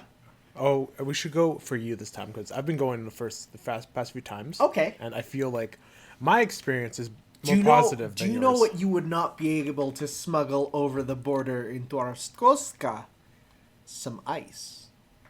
That's a drug name, by the way. Ice means drugs. I looked at Papers, Please on Steam. Papers, Please. Papers, Please. A game that, when I originally saw it, I was like, well, this seems like a nice, relaxing time where you just check people's documents and you send them off. I didn't know that your family is always dying. Yep. And is there a way to keep them alive? Oh, yeah. You just have to be good at the game. Like, you're really good at the game. That made me so mad. The fact that I was learning to play and it's like, surprise, your family's dying. It's like, great, awesome, wonderful. I'm just going to ask you this. Okay. You get $1,000 when you usually only get about 5. I took it. Why would you take it? I was so desperate to save my family. And then you got arrested. Well, then I got her, but then someone told me, well, you would have got a game over anyways because you took the money. Yeah. Oh, great, wonderful, cool. So, how was your experience? There was parts where it was enjoyable and parts where it was real frustrating. Yeah, I watched your playthrough of it. Yeah. There were parts where you're like, oh, this is really engrossing. I'm really getting into this. And other parts where you're like, oh, my God. I feel like if you got double the amount of money each day, yeah, it would be fine.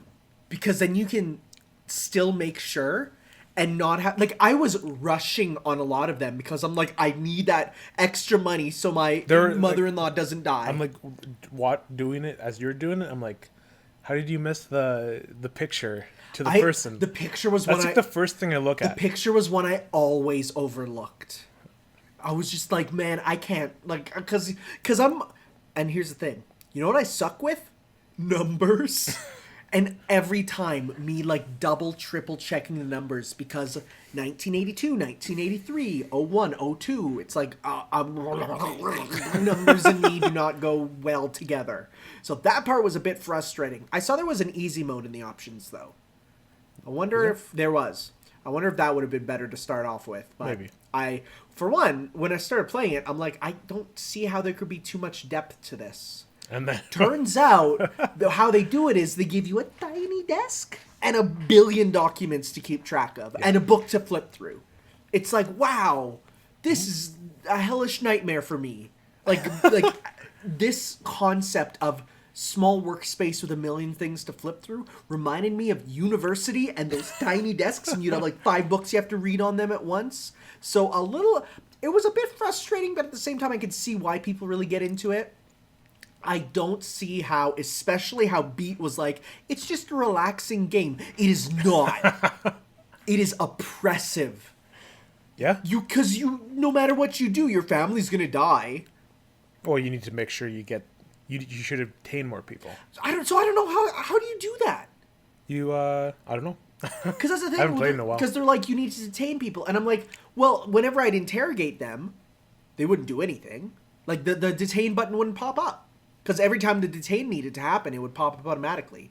So I don't know how you were supposed to do that. Kept doing it until I guess, but then the time, right? So it was a bit that's one thing that I had a bit of frustration with, was because they put the controls were in the book that you flip through, which is good for realism. It wasn't good for actually, and you like the game throws you in with no tutorial. You have to read it in real time, and your time is ticking down.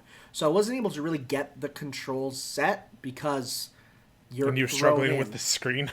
Yeah, God. Even small and big. That was a problem, yeah.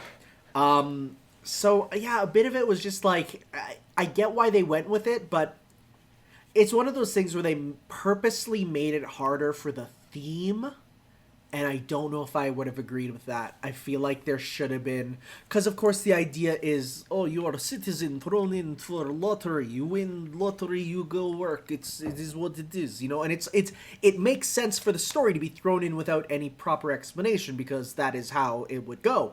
But for a game, I'm like, I would have liked to actually have a proper tutorial. That's how this game goes. Like, yes, thing.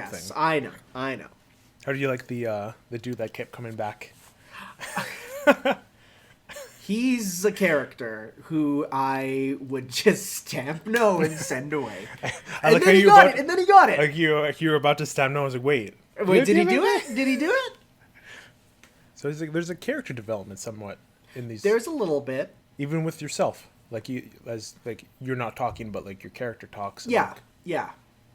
There's like a lot of subtleties. And I like how you're just playing, and then all of a sudden stuff locks down. You're like, oh, and then someone like bombs the place. Yeah.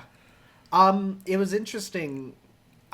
So there's 20 endings to the game apparently, which is crazy because I can't see how you do things too differently. Well, there's probably little different paths everywhere. I guess, but it was just a bit confusing because it's like, how do you change the path? The only thing I saw was the stuff with the order and figuring out, like the one time I accidentally didn't bring through the person I was told to. I didn't even catch that. I'm like, I didn't even know that was an order person. No, I didn't. Well, because you were only supposed to know from the name, right? From the name with the putting the card together, which I solved immediately. Like that was very simple puzzle. They hand me like the sheet with the holes. It's like, okay, that goes on top of that. I see the name, right? Yeah. I actually looked up just because I was curious. I'm like, what are the endings? How do you get them?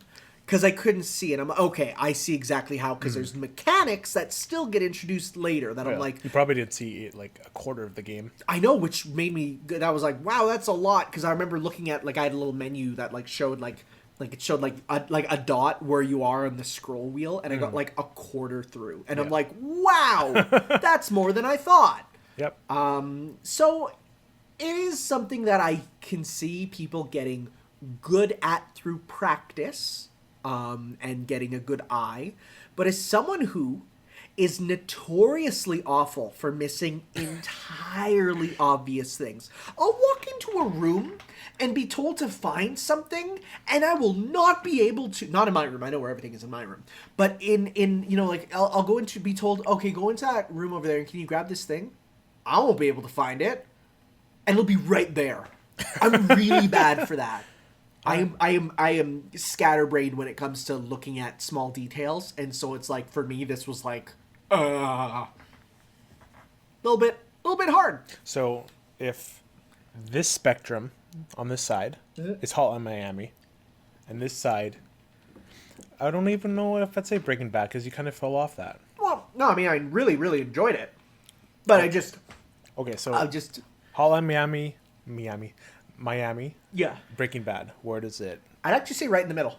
Right in the middle. Right in the middle. Interesting. I didn't hate it. I got those vibes near the beginning of the video. You're like, oh, this doesn't feel like he's enjoying it too much. But then as you went on, you were like, it was investing yourself more in. No, so it was enjoyable but frustrating, which again, thematically is what they want. However, for me, as someone who is playing the game, there was a bit where I'm like, man, like, I get it, but I want, like, I would enjoy a mode where it is just chill and casual, but that absolutely goes against the message of the game. Well, that's an endless mode. if you sell. There is, but I'm sure that still has the time limit, and you can still probably lose through your family dying. Probably. I was going to say. Yeah, I just like all the different things that can happen whenever. Oh, yeah. Yeah. I think then you get to a point where it's like when you let someone through, you're like waiting for the Every thing to time pop up. you're waiting, yeah. So, yeah. Did you watch the movie? No. Yeah, so apparently... I didn't even know there was a movie. Oh, yeah, there's a movie of it on Steam. Like, there's a Papers, Please, the movie, which was released for free on Steam. So, yeah, I probably want to download that. Not right now, because you're almost up, my man. Oh, am I? Yeah. You have nothing else to say on Papers, Please? No, it was another... You know what? I am happy I got to experience it, because it's one of those games that is one of those indie games that everyone talks about and knows about. So at least now I can say I've played it, right? I'm able to say, you clicked on the Lego sale on Steam. I can see that on your phone. Oops. So I can... Actually, I'll say something about that. I just got some Lego blind packs for the Mario set. So now I got some new enemies. I got a Fuzzy. It makes me happy because Fuzzy's like a Paper Mario enemy. But what I was saying... I'm happy I played it because of the fact that it is one of those influential indie games that people talk about and reference. So now I can say, like, yes, I played it. You're looking at the movie? Yeah. Yeah. I'm listening too. Don't. Yeah. But it's, yeah, so they just released it on Steam, and it's just a full Papers, Please, the movie. Maybe I'll look at that later. Yeah, huh. All right. All right. Well, let's talk about the Yakuzis with the Yakuza 0. Where's your remaster collection? It is, it's up there with the steelbooks. Oh, he's running to grab them. I have my 2 Yakuza Kiwami, no, top left. The very, very top left. The very, very top left. It's the one with the PS3 game included.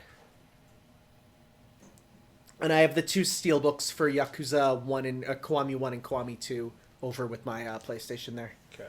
Because they just gave me the steelbook edition for both of them, so I'm like, sure. Huh. Well, Tanner. Well, I think. You think you found a new thing you want to get into? I think Yakuza is this year's JoJo. I mean, they're very similar. I guess they're, yeah. They're, about masculine Japanese men doing wacky things that masculine Japanese men would not do. It's incredibly fun, incredibly wacky, but when it gets serious, it doesn't feel like it's out of place. Oh yeah, for sure. Right? Like it's it I don't know how they do it. It goes between extreme melodrama and the most insane wackiness. Like I did this off stream, but like there's like a side mission where like this high school is like selling her underwear, and then you have to go to disband the gang, and then you fight like a homeless man with a knife. And then she's like, "Oh, I guess you're right. We'll stop doing this." And he's like, "All right, thanks." And he just leaves. But then you fight Koozai. Oh, I love that boss fight, even though I like sucked at it. The gameplay is tough at first, I will say. It is. I remember the first boss in Yakuza Kiwami, I had such trouble with because you're just dealing so little damage because I didn't know about the leveling up and stuff really. So you gotta grind. You gotta do those side quests to get that experience. Mm-hmm. I told you why it comes with a PS3 case, right? Yeah. Because Yakuza 5 there never got a PS3 physical release, and so it got a digital release. But then people were like, "Man, I almost have a full collection on my shelf. I want to have it." And so they said, "Okay, well, you get it. You get it on your shelf." So it's there for people. So I should get this? Well, that's 3, 4, and 5. So I should get 0, my own copy of 0. Well, here's the thing. You have PlayStation Plus, right? I want to own. Oh, you want to own? Okay. Yeah. Because I know Kiwami was there as one of the PS Plus games a couple months ago. Oh, was it? So you might have it, actually. Maybe. Do you go and get the games every time? Sometimes I just, like, miss it. Oh, I always get them because I'm sometimes like, you never know when, you know. But that was, it was a PS Plus game not too long ago. But I do want to own them, I think. Well, yeah, I mean, they also go on sale quite often. Like, they're already all discounted on, like, Amazon and stuff. But, yeah, because they have you basically have 0 through 6, so 7 games, right? Just that one's in a collection there. Those are the only ones you really need. And then there's, of course, 7, which is like, that's gonna be good. That's gonna be a good one. I just actually am I doing the Metal Gear thing again? No, God no, because this franchise is super popular in the. No. When I say that, am I getting into the series right when it's about to end? No, God no. Okay. Because 7 is the start of a new arc. Oh, okay. Because like Kiryu's gone in 7. Like it's with a new guy. Oh, okay. Like 6 was the end of the arc, and then 7 comes out, and it's like, yeah, we're not done. Zero's only $30. Yep, because it's a PlayStation Hits game. I think Kiwami 1 is they usually go for because I got the Steelbook, but it also has a Hits version, which means you can get that for cheap too. Though it doesn't look like it's on Amazon there. Kiwami 2 is it? Oh yeah, $30, right? Kiwami 2 is newer, so it might not be. It would give me Adventures. Yeah, that's not it. That's 35. 35, right? Like they're cheap games actually. All things considered, they're really cheap. Even the collection is I think only $45. Oh my god, go back for a sec. Do you know what that is? No. That's a real thing in Japan where you have urinals that have mini games while you pee in them. So here's the thing. There's no way to emulate them. But these are real games that Sega made. So how did Sega preserve them? By putting them into Yakuza Kiwami 2 as games you can play. Oh, jeez. So they are emulated within it. So you can pee as mini games. It's amazing. So let's dive in. Let's talk. You ask me questions, I answer. It's a Q&A segment. Okay. What do you think of the gameplay? The specifically the fighting first. Feels really good. Like incredibly like. What's your favorite style so far? So I just unlocked off stream the Beast the style? Beast style. Yeah. But I think I like the brawler style the most so far. I like the just balance. the basic stuff like I like the ability to just grab someone and then go into that like knockout Beast mode. can also grab them. Yeah. Yeah. The other one, which is the dodging one, Rush. I like that one too because it gives you a lot of mobility. Yeah. Can make you run around a bit. Beast, I just used it once. So the thing about I'll just tell you right now because they don't really teach you this about Beast. Beast is all about slow, long held buttons. So it's like hold square, hold square, hold square, then hold triangle. You get those like charge ups for each of them. So by charging them up, you can do ridiculous stuff. Okay. And here's the thing about Beast. It automatically grabs That's what I was anything gonna say. there. So if you're like there was this I was playing in Kiwami there, I was in a room with like full of benches and all the benches had the pickup icon on them. So just by going into Beast, I was just like grabbing these benches and hitting them as part of my combos. It was so yeah, Beast is a good one for big groups. I really like the story so far. Oh yeah. A lot of really good characters. Did you get to Majima? No. Okay. So the most recent character I got to, the major character in the main story was the real estate boss guy. Okay. Who's like, work for me and then we can work together to take down I think their whole thing is to take down the Yakuza, right? Yeah. And to take down the guy in jail. Yeah. And to take... it's a complicated story, but it's honestly I have trouble with some of the names of the stuff. Like I'd need a chart to because the three main dudes who Koozai is a part of. Yeah, the three heads of the Dojima family. Yeah, the Dojima family, and they want to eliminate the guy in jail. Yeah. What's Kuryu's last name? Kazuma, the Kazuma dude. Yeah. In jail to take a seat. And the way they do that is by taking over the empty lot, right? It's all about that like empty plot of land. Yeah. Like all this stuff about literally just an empty vacant land. It's like it's because we could do anything there, right? Yeah. Yeah. And then real estate comes in and they're like, oh, we want you to work for us. Like it's wild that like we're talking about like land property stuff and like land money value like stuff. as I'm going through it, like I did the mission where you have to go to the section of buildings that the real estate people vacated, but there's like that one guy left there, and then you go there, and then one of the heads comes there and is like, here's all the money. Here's like literally like 6 million yen, please leave. Yeah. And then Kiryu's like, get out of here. But then the guy's like, I find like those idiots who just left when they were told to, they didn't get 6 million yen out of it. So but yeah, I'm sad to see where the story goes. Have you played any side mini games yet? Like what? Oh, you like I've done the karaoke. Okay, so you've done karaoke. I've done Baki Mate. Baka Mitai. Baka Mitai. Sorry, Yes. I don't speak. That's Japanese. okay. No worries. No worries. I did a few of the arcade games. All right. Yeah. But I don't know. There's mini games. There's a lot. There's a lot. They are. They're deep too. My concern is, I have a problem of looking forward instead of enjoying the moment. But whatever, there's a lot packed into this game, right? Yes. Is that consistent throughout the rest of the games? Not so much. Like so in the original, I mean, is the level of quality there throughout the whole? Yes. Okay. So there's little dips though. So for example, with Yakuza Kiwami 1 being based on Yakuza 1, there's a bit less content, but they actually bring back a bunch of stuff from 0 to be like, okay, we didn't have many mini games, so let's bring back some stuff from 0. And is there a lot of different stuff in each game? Oh yes. Because that's like huge variance. It feels like there's so much in this game. It's like, how are they going to let's just say put new stuff like for one, 7 more games? They're not always in the same place. Okay. They're not always in Kamurocho. A lot of them are, and Kamurocho even changes over time. For example, there's one game set like in like cold, snowy winter.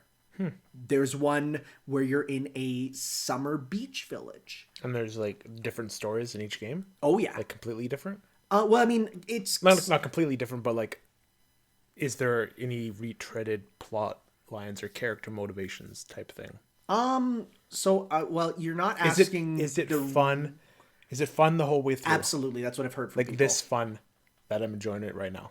Again, there's little dips in terms of, for example, when you get to 3, you're not going to have the 0 combat. You're because 0 kind of upgraded the combat, so you're going to go back a little bit for the combat once you get to 3, because the 3 version is just the HD PS3 one. But in terms of everything else, it's still going to be like, yeah, there's tons of stuff. There's even ones like there's in, I think 4, you don't play as Kiryu or even a Yakuza for a large section of the game. You're a cop. How does that change things up? Interesting. There's totally different mini games in a lot of them. Like there's usually ones that are always there, like the bar stuff is almost always there. There's always casino gambling stuff, but you'll get weird side things that are completely different. There's like a hunting thing in one of them, like in the mountains hunting bears with a gun. Do the open worlds get bigger? Or are they more like contained, like city in 0? I think almost all of them are because a lot of them take place in Kamurocho. I think they do get bigger, but it's less about bigger in size and more deeper in terms of places you can go into. I don't know what I'm asking really. I just want to know like if I'm going to get into this series. So you're also not asking the best person for this because I haven't played them all. I'm only getting into it with Kiwami and hearing from other people. So I haven't played them all. That's why I'm getting into it. Well, too. I've been talking to Nino and Blubber about it a lot. So, but these games are beloved right now, right? Like, and there's even like Judgment, which is a spin-off that takes place in Kamurocho, but is an entirely different game, right? So like it's definitely a really popular thing in terms of just a living sort of world that you can kind of engross yourself in and, you know, go between the melodrama, which is basically a Yakuza movie with, don't watch the Yakuza movie, by the way. There is a movie based on this. Don't watch it. It's bad. It's bad. And then you have the wackiness. Like, I'm going to let you know, one of the major mini games in both 0 and then it gets brought back for Kiwami is Pocket Circuit. Do you know what pocket circuit is? I'm going to show you. It is literally doing tiny, like, slot car racing, and there's a full customization and racing of your slot cars. It is like you get parts and you race them on like 30 different tracks. Separate from this, but like I just love how expressive Kiryu is. Isn't he the best? Yeah. He's so expressive. I love him. Like, look at that face. And I like how just like he isn't just a one-dimensional person. Oh God, no. He's also really nice because like he'll say stuff where you'll just be like, no. Because I did that mission with the Josuke looking guy. Yeah. And he's like, oh, I feel bad for these guys, so I'll help him out. Yeah. Yeah. Yeah. Like he's a really nice guy. He's and this is the thing, starting with, and because I guess it's technically the start of the franchise, but you know, I mean, I don't know if you saw the box art for Yakuza Kiwami, but it's Kiryu walking with a little girl. Yeah. So he's also kind of he's not really the father, but he also becomes a dad figure. Interesting. And as the games go on, the real years go by. So I'm looking forward to seeing like Kiryu develop as a person and get his like backstory more and. Yeah. Well, I mean, this game is the backstory. You're playing his backstory. Because originally Yakuza 1 was just him, like he comes back to Kamurocho and he's like, oh man, it's been a while, things have changed. So it starts off with like telling you a bit of his backstory, but this is you seeing it for the first time. So it's interesting. I know I was talking on Twitter about like, start with the first game. But actually for Yakuza, now playing Kiwami as like my first, I'm seeing, man, you should start with 0. You should really start with 0. Because all of Kiwami is like, man, remember 0? And it's like, huh. All right. But, yeah. Okay, let's see. Anything else? So you played a bit more. You did some side stories? A few, I think. Few? Okay. Yeah. Okay. So any other notable ones you want to bring up? I see that dude with the eye patch a lot. In like just like the cover itself. Yep. He's like one of the main characters. Waiting for him to pop up. Okay. That's Majima. That's what I said. Okay. That's okay. And his brother, I think, is it actually his brother, or is it just they say their brother? They say brother. That's okay. That's a word that they use to, you know, because they're like brother, right? They treat it like a family when they're in the Yakuza. They're not actually. They'll usually say like, this is actually my brother, if that's the case. Okay. That dude is cool. What's his name? The dude with the longer hair? And who gets the eye patch? No. The dude before. Nishikiyama? Nishikiyama, yeah. Yeah. He's cool. I just love the one karaoke where it's you and him and like the guitar with the outfit. Oh yeah. Breaking the law. Well, I can't. I'm like playing it. I'm like, what's going on back there? I can't look right now. I love the fact they have a song where they just sing about breaking the law. It's so good. I don't know how to pronounce it, but Bacchus? Yes. Yeah, the bar. That's it, Bacchus. Yeah. The dude, the actual guy. Oh, yes, right. Yeah, sorry. In later games, Bacchus is the name of the bar, too. Oh, okay. Yeah, he's pretty cool. He's he's shady, but not. Yeah. Like, he tells you his intentions, but he still, like, has that air of mystery behind him. Yeah. So I'm interested to see where that goes. Then that was the other side story. I think it was a side story, but it might have also just been interwoven. Some of the side stories are mandatory, so it's like they're really not. Like the one where the girl miss something. She's a debt collector, and Curry's like, I've never seen a female debt collector before. And then like she beats the shit out of him, and he's like, "Oh my god, that's rad!" Like it does the zoom in into his face. Oh yeah, that's rad. Oh yeah, he does that all the time. Where he does, that's rad. I love that. And then that's how he learns the brawler style or the beast style. Anytime you see a new skill, anytime he sees something that he wants to get as a skill, it does the zoom in. It says that's rad. So he'll just see something and the zoom in. That's rad. It's like, Kiryu has learned this. Yeah. Yeah, that's the most recent thing I did. All right. No, I think like going into the building to talk to the last guy in the building. Okay. Was the most recent thing I did. All right. But yeah. So you're approaching something that we want to see your reaction to on stream. Oh, okay. We're just letting you know. Okay.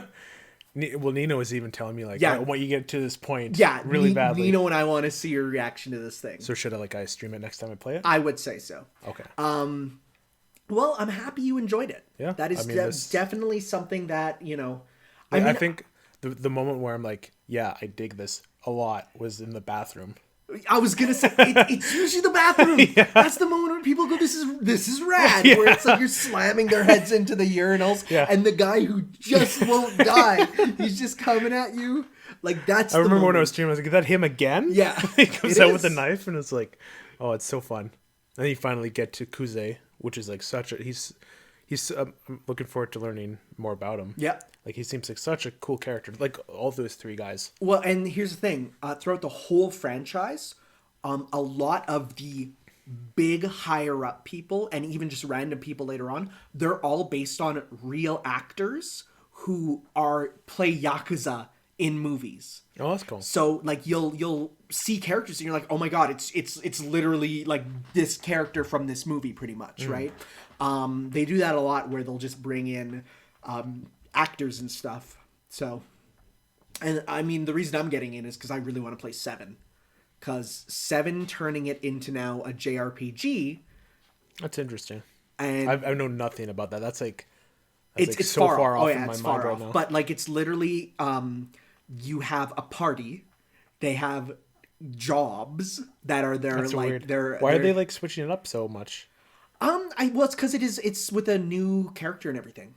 Okay. Like it's a but new it's in the saga. same universe. Right? Absolutely. Okay. Oh yeah, and it's not. It's still. Well, they don't call it Yakuza 7. It's called Yakuza Like a Dragon. Right? Well, no, it's Yakuza 7 in North America, but in Japan, it's just Yakuza Like a Dragon. Oh, okay. Or is it the other way? No, it's 7 for us. Yeah. Okay. Well, because actually, the name in Japanese. You know how Resident Evil 7 is called Resident Evil 7 Biohazard? And then it's switched. And it's switched because in Biohazard Resident Evil. Yeah. Because in Japan, the series is not called Yakuza, it's called Like a Dragon. Oh. So Yakuza Like a Dragon is sort of the Resident Evil Biohazard thing, right? And it's even more important because the main character for Yakuza Like a Dragon thinks that the world is Dragon Quest. The main character in 7? The main character in 7. Is that why it's a JRPG? That's why, because he literally sees the world as a JRPG. That's sick. He has a mental disorder from getting hit in the head where he sees the world as a JRPG. He can use his cell phone to call for help and summon magic happens. That's just... And here's the thing. They asked Square if they can use Dragon Quest stuff, and Square agreed. So he will literally have, like, he will say, "This is just like in Dragon Quest." So it's like, so that's cool, right? When is it coming out? December. Okay. But there's stuff like that throughout the whole series. Like, for example, you know who's a major character in, I think, Yakuza 5? Hatsune Miku. Like, actually them? Yeah. Not like impression of them? No. It's Hatsune Miku. That's weird. You'll just get like a lot of the drinks and a lot of the places. You went into Don Quixote. That's a real store. Oh yeah, when you mentioned it. Yeah, like a lot of the drinks in the game, those are real. Like, I had half of those. You get Boss Coffee. Like, that's a real coffee. I had that, right? Huh. So, I mean, I joked in Japan. I got one of those CC lemon things, and I'm like, wow, look at this. They made the Yakuza item real, right? So a lot of it is like, you know, tie-ins with reality. So it's that's a really cool thing that I think a lot of people like about it. But and then of course all the Sega stuff, because you got like, you know, the Sega games. Because the thing is, the games also take place over like, from like the 80s where you're now to like 2000, I think 10. So as the time goes on, in like Yakuza 6, You got Virtua Fighter 5 in the arcades, which is a modern fighting game that you can just sit down and play. Interesting. And it's like the only modern way to play that game on consoles right now is that they just included it in Yakuza 6, right? So as time goes on, the world changes with it. You see flip phones at the beginning and smartphones later, right? So it's really cool for like showing the change in time. So that's why I think a lot of people like the franchise is that sort of stuff. Because like the story of it is really good too, but I think more people are just in it for like the just walking around in Japan in like the 80s now, and then going to like later on and seeing it move on, right? Okay. Yeah. All right. I'm just looking at Me Kiryu doing the square up picture. It's so good. All right. Anything else? Let me just see. Any final stuff? Yo, that Koozai battle theme though is real good. It's so good. I was like, I found side A on Spotify. Yeah. I'm like, where is this boss theme? And then Blubber's like, there's a side B, and then it was there. Yeah. So I'm like, yes. Yeah. Like that's a really. Is there more music to that level? I'm not Is there sure. like I guess you haven't played it. Yeah, I haven't played much of it, but I mean, well, there's recognizable music and stuff because like it's a popular franchise, like 100%. Like it is, it's not like Persona where it's like really beloved in the West and Japan's like that's pretty good. It's like no, Japan loves it too, right? Because it's and one of my favorite things is we talked about it in your when you were streaming. But there's a article of getting a Yakuza member to play Yakuza, and you know what? Just cause for the heck of it, we're talking about it right now. Let's read some excerpts. Let's see here, because there's some really good stuff here. Yakuza 3 reviewed by a Yakuza. So let me just see here. Let's just see here. As a game for civilians, it's tremendous fun, but what do the Yakuza think of the game? So let's see here. That's weird. How you get like... So let's see here. So, let me see here. They talk about... So they talk about, like, what's with all these effing foreigners in this area? It used to be all the Japanese, Koreans, and Chinese. He says, don't say Gaijin, say Gaigokujin. It's more polite. Jake's a Gaijin. So they had one of the Yakuza were like, what is with all these effing foreigners? Like, hey, our interviewer's a foreigner. Be nice, you know? So they talk about... I like the fact you power up by eating real food. Shio ramen gives you a lot of power. CC lemon, not so much. It all makes sense. The breaded pork cutlet bento box is like mega power, more than ramen. That's accurate. And he says, if they had shabu, otherwise known as crystal meth, as a power-up item, that would be realistic. It's a Yakuza game.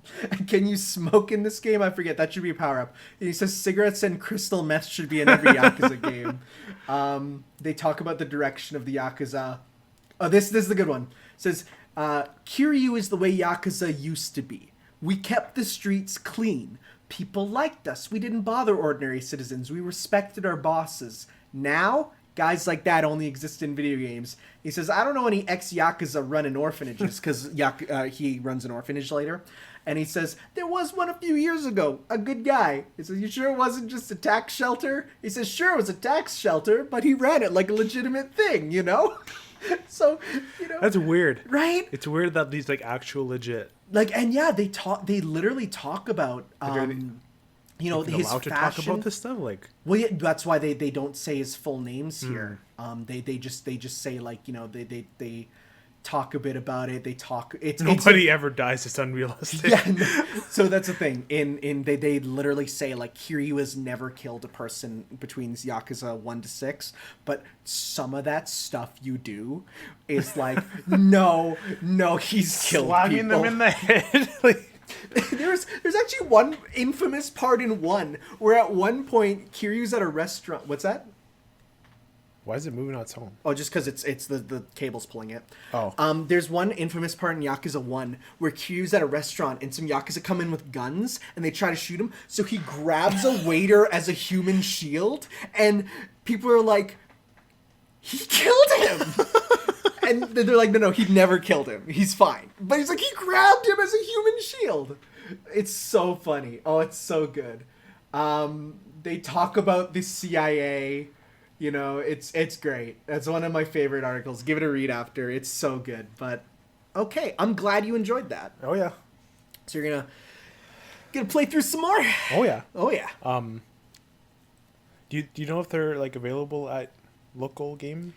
EB Games? Do you think? 100% EB Games. I remember having a gift card for Walmart, and I'm like, I want to get Yakuza, and I went through like 3 Walmarts looking for it. So I'm like, I just want to play Yakuza. Like, can't find it there. Yeah, EB Games will definitely have it. They're not rare games at all. They're quite common now because they're very popular, and people return them because once they're done one, they usually return it there. Even though I would never, but people do. You'll probably find used copies of the steelbooks too, because when the game first came out, the steelbook was the default copy. It's not like it's like an exclusive sort of thing. It's like the steelbook was the way. Because Zero's an early PS4 game, right? Yeah, it was so early it was due a release with PS3. At least in Japan, it came out. I could definitely tell. It took a little bit to come here to for the Western. There's PS4 a lot of pop in and. Yeah. Oh yeah, you can tell. Yeah. Well, actually.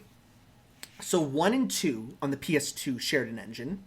3, 4, and 5 was like on a PS3 engine. And then 0 and Kiwami were like a slightly better engine. But then come 6, they made a whole new engine for it that is like PS4 only, right? And then Kiwami 2, which came out after 6. So would you say it's like that? Then that's like a high-end engine. Kiwami 2 is like the best playing version of a Yakuza game? There's actually some people who prefer the 0 to that. Really? It's a bit more realistic in the newer engine. Oh, okay. Well, for better and for worse. So realistic as in, mind you, the wackiness gets cranked up, but the actual combat I don't know. I haven't played enough to make my own decision, but... Okay. I'll definitely get around to that. Because it's interesting, because I'm going from Kiwami to Kiwami 2, which is like the newest engine, and then I'm going to 3, which is like then going down to like the PS3 engine, right? Yeah. So it's going to be different trying to get around that, but we'll see. All right. Okay. Time for the next foreign exchange. Okay. Who's going to go first? I don't know. Okay, I will. Okay. So, ask me questions. Is it a video game? Yes. Is it a game I can play by myself? Yes. Like, with my current accessible video game consoles? PS4. PS4, okay. Is it something relevant? Yes. Is it something we've discussed today? Yes. Let me scroll up. Go ahead. I like to tie mine into current news. Is it Skullgirl? It is. Skullgirl. It is. Is it Skullgirls? It is. Specifically going through the story modes. Okay. You know I'm bad at fighting games. There's an easy mode. Okay. The easiest mode is called Sleepwalk, and it's called that for a reason. It is very easy. Okay. So I try Sleepwalk, and if you rock through that, then you can crank it up a little bit. But yeah, the story modes, they're short. Like, the longest is at most, like, 45 minutes, and the shortest ones are, like, 10. Yeah. Okay. So, I'll be giving you my copy of Second Encore on the PS4. So, this is not the most fully updated version. That is the Steam version.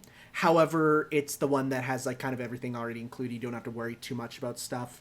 It does have full voice acting. That was an addition that Sony paid for, actually. So that will be on there. And I'll be giving you my English version, because I own that game like 6 times. All right. It's my favorite fighting game for a reason. Okay. In fact, I'll go bring it out of my... It's actually... I have a little Skullgirls cabinet, which is over there. And so I will be grabbing it from there. He's grabbing it. I'm grabbing it. Dead air. It's not dead air. There you go. Special limited run. From Limited Run Games. That's epic. It's pretty dang cool. Does it have Negan?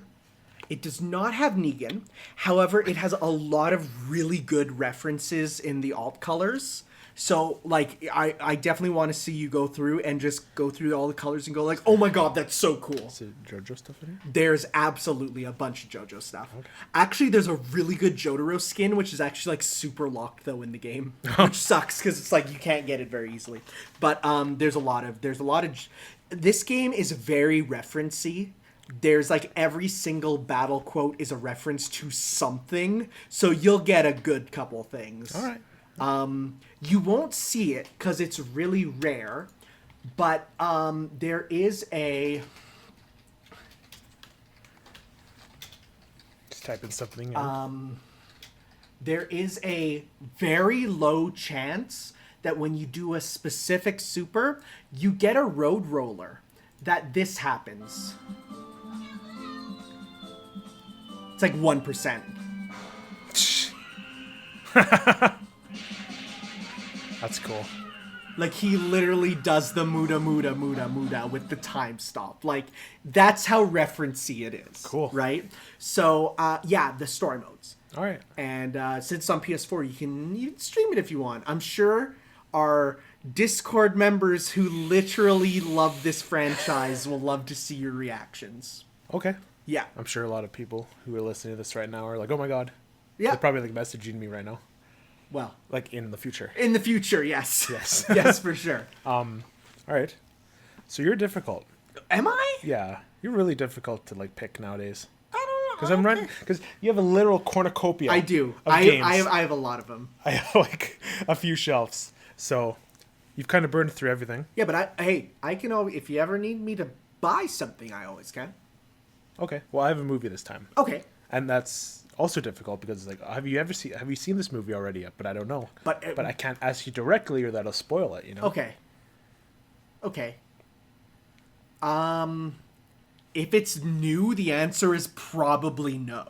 It's 2015? Then the answer is probably no. I don't watch too many movies nowadays. I used to be big into movies, but then honestly, I ran out of time. So it's not on Netflix. Oh. So I'm going to have to give you the physical version. Oh. Very interesting. Try to guess the movie. Okay, is it a franchise or a one-off? It's a one-off. It's a one-off, okay. One of my favorite movies from that year. Okay. If not my favorite. Is it by frickin' what's-his-face? Footman. No. It's not by Footman, okay. Let me see who the director is. Okay. Okay. It's by a very famed director. Okay. Wes Sanderson? Nope. You're in that ballpark though. Okay, so it's like more artsy focused? No. When I say ballpark, I mean like you're in that tier of directors. That tier, okay. So kind of the auteur-y type of? Yeah. Okay. But he's made more action adventure movies type thing. Okay. Del Toro? No. Okay, what's the genre? It's definitely like survival action. Survival action. Survival action, like drama type thing. Huh. So it's his name starts with a character in Smash Brothers. Okay, I'm looking. Ken? No. Because it has to be a name. Yeah. Mario, Luigi. I'm looking at the normal, like, names. The ones that aren't, like, Olimar. This is tough because this literally came out of nowhere. Okay. And I thought, it's a movie I really enjoyed and I still have, so. Robin? Nope. Okay. It's not superhero, right? No, it's not a superhero movie. Okay. Frick, who's a Roy? No. I'm looking at the normal names. It's not a normal name. It's not a normal name? No. Mac? No. You're going to get to it, and you're going to be like, oh. Ridley? Yes. Ridley Scott? Yes. Okay, that's the name of the director. Yeah. Wait, Prometheus? Nope. I was going to say, I hope not. No. What did Ridley Scott do other than... Is it... He's not really... Say it? Is it one of the Alien movies? No. No. It is in lieu of it. There's no aliens in the movie, but... I have no idea then. I don't know Ridley Scott's movies. But the title is in reference to an alien. What? Not an alien, but just like... Yeah, I give up, dude. What's a different name? What's a different word for an alien? Foreigner? No. You're getting closer. I'm sure some people have nailed it down. Another word for an alien. What do they call aliens in Looney Tunes? Invader? Do you just want me to tell you? Yeah. Oh, no. I'm just going to give it to you. Okay. Martians! Of course. Okay. I've not seen this. No? Good. No, I've not seen this. I really like it. It's based off a novel. Yeah. This one, read, and this is one that I hear a lot of people really like. So this is one that I wanted to see. Cool. So that's good. Okay. All right. The Martian. Right. Yeah, The Martian. The Martian. It's Ridley Scott, huh? Yeah. Interesting. Maybe I should have went for the main actor. I wouldn't. No. No. My knowledge of Matt Damon is even less than my knowledge of Ridley Scott. Cool. So yeah, I think you'll enjoy that one. All right. So next time we have Skullgirls and The Martian. Bit of a 2015 throwback. Did Skullgirls come back in 20? What's in this 2014? Well, it's the original game was like 2012, and then it kind of got a reboot around 2015 for Skullgirls. Because they died for a bit, and then they had to do an Indiegogo to get it back going. The wonders of the internet. The wonders of the internet. The Martian. It's 2015. Yeah, 2015. Yeah. Okay. Cool. Bit of a throwback to when the world wasn't dying. Sounds good. Only 5 years ago. Only 5 years Was that ago. at? I did. Oh. Watch it be like a Smash Bros. Direct. Let's see. Let's see what it is. Oh, it's an important thing for me. Never mind. Okay, that's fine. Okay. All right. Well, let's get into the questions then. Question. There's only one this week. And it comes from our man named Blubber. Forgot to put his name at the beginning, but we all know who he is. Okay, well, it says, "Hello, shippers. It is I, the man formerly known as Blubber." I don't know about calling us shippers. That's what I said. I'm like, that I don't know has about some that problems. One. He says, "You asked for a philosophical question, so here we go." Why would you do that? Why would you ask for that? Isn't a fake worth more than the real deal? Like, sure, the real deal is... Read it slowly, because it gets really confusing. Okay. Isn't a fake worth more than the real deal? Like, sure, the real deal is just what it is, with no thought put into it. But the fake is trying their hardest to be just as good. It's like how you can't trust someone who's never lied, because that means nobody caught them in a lie yet. The idea that... I think that's a typo. Yeah. But the idea is that it's trying its best to live up to something has got to make up the difference, right? Do you understand it? And he says, "This is why Sony has to give PlayStation All-Stars a second chance. I'm sure a team that loves the IPs and has the passion to put the work in could make a fun game." Put Kiryu in. Kiryu. I get what he's saying. I do. Because the idea that... Can you appreciate a fake as much as you can appreciate the real thing? I can, absolutely. I think something that tries its hardest to achieve the level of the real thing is worth its own merits. For example, remember when we did the PlayStation... Sorry. The Super Smash Bros. Retrospective, looking at all those different games and seeing how they try... to achieve Smash Bros in different ways. And they also have their own little gimmicks. They have their own fun things that change them, right? Yeah. So I do think that, like, yeah, something trying its hardest to be something while at the same time changing it is worth its own merit. So would you say a fake piece of art is just as valuable as the real thing? Now, in terms of... I can say it can be, but at the same time, I'm not saying just by its inherent... It doesn't inherently give it that. I've played some bad Smash clones. I'm not going to say that Smash clone, because it is a Smash... What? How does your thing keeps... It's really How bad. does it pick up? I don't know. Like, don't you need to activate it? Manually? No, because if I just say hey thing, it turns on. But just because it is a fake doesn't mean it is automatically at the level of the same. I think it still needs to work to get to that. So so you say you see a piece of art. Yes. Right? And then there's a piece of art that looks almost exactly like it, but you don't notice it. Oh, that's fine. But what I'm saying is, if you have the Mona Lisa and you have me peeing on a napkin and saying, "That's my Mona Lisa," that doesn't mean it is inherently already at the same level. Just because you're saying it is a fake. Mm-hmm. It still needs to be close, right? So how would you factor in spiritual successors? To be like, this is in the spirit of this game, yeah, but it's his own thing. Would you say is it a fake still, or is it its own thing? No, I usually say it's its own thing, honestly. Okay. But like, it still needs to be good, because if it itself, okay, here's what it is. If I didn't know the original thing existed, and I look at the thing, is it still good? Is it good on its own? In a vacuum. It needs to be good in a vacuum.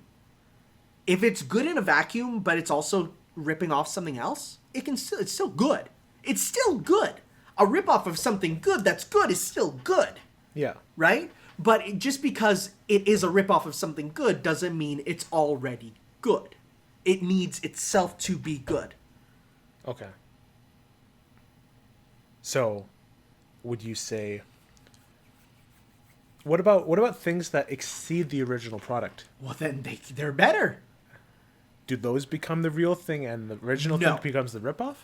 Okay, well, it's interesting using the word ripoff. Because in terms of a ripoff, no, it doesn't go the other way around. However, the idea of what is like the pinnacle will definitely change, right? So here's an example. No, that's a bad example. But, okay, Temtem. We talked about that. Yeah. Is Temtem as good as Pokemon? We don't know that yet. We haven't played it. Well, the game's out, and I think pretty much everyone agrees it's not as good. Yeah. But there are elements that people like. There's elements people like. And in a vacuum, you can still appreciate it. Yeah. But it doesn't replace Pokemon. No. Right? So is that like the end thing here? Like replacing the other? Well, but it doesn't have to replace it. Like what's the end of this whole theoretical? Well, because it says, is a fake worth more than the real deal? Worth is very subjective. Worth is very subjective, right? Well, okay, I'll say this. Bloodstained is a fake Castlevania, and yet it is better than any Castlevania that has come out in the last, 15 years. It is worth more than any of the Castlevanias from the last 15 years.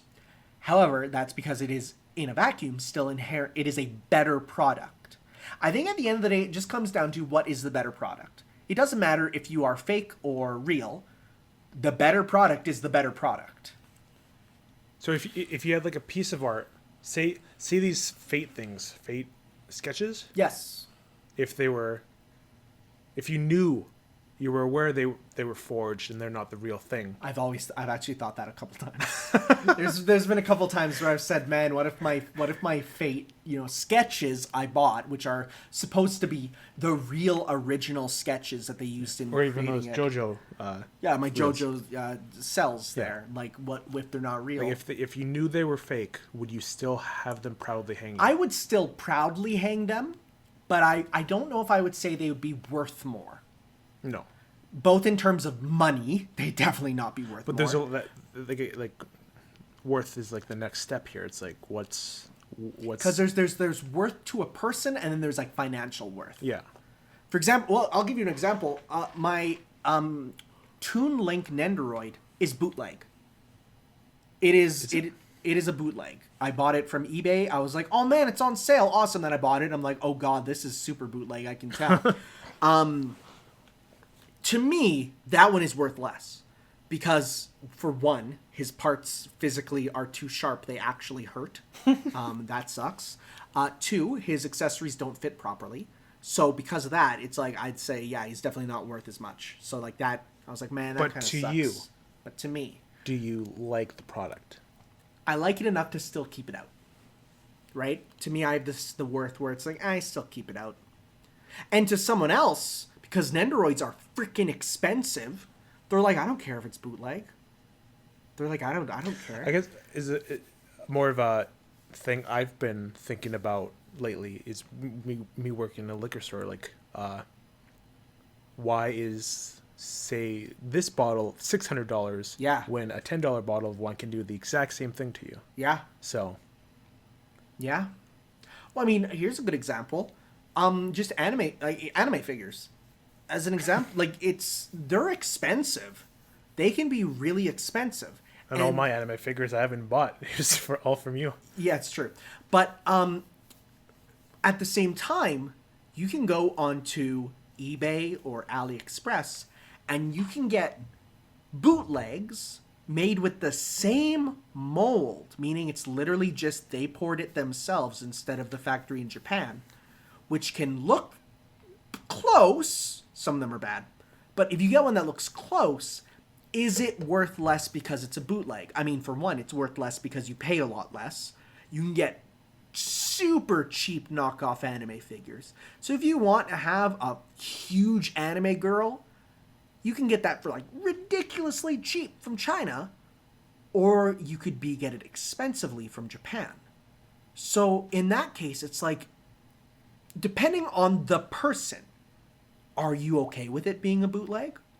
Or do you want the official product? I feel with a lot of these questions we get, we usually just end up on the fence. And I feel like we should get a definitive answer out of this one. For me, okay. Because the easy answer is to be like, oh, it's depending on what the worth is to a specific person. But I'm going to... What side of the fence would you land on? Would you land on... I say for video games, fakes are okay.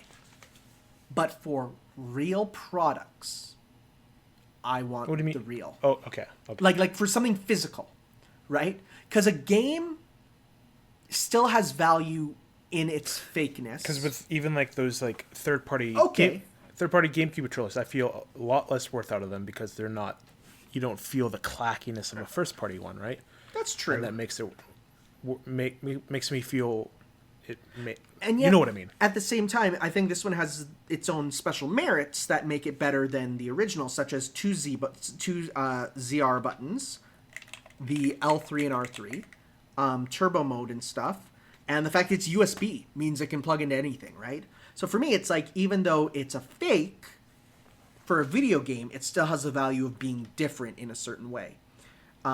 Versus if I am getting a product, I want the official real one. I don't care if the Saber figure I can get for $20 from China lets me take off her top and see her boobers, because they will always do that also. I don't want that. I want the official one. Yeah, I think I like the knowledge of knowing I have something legit. Yeah. Right?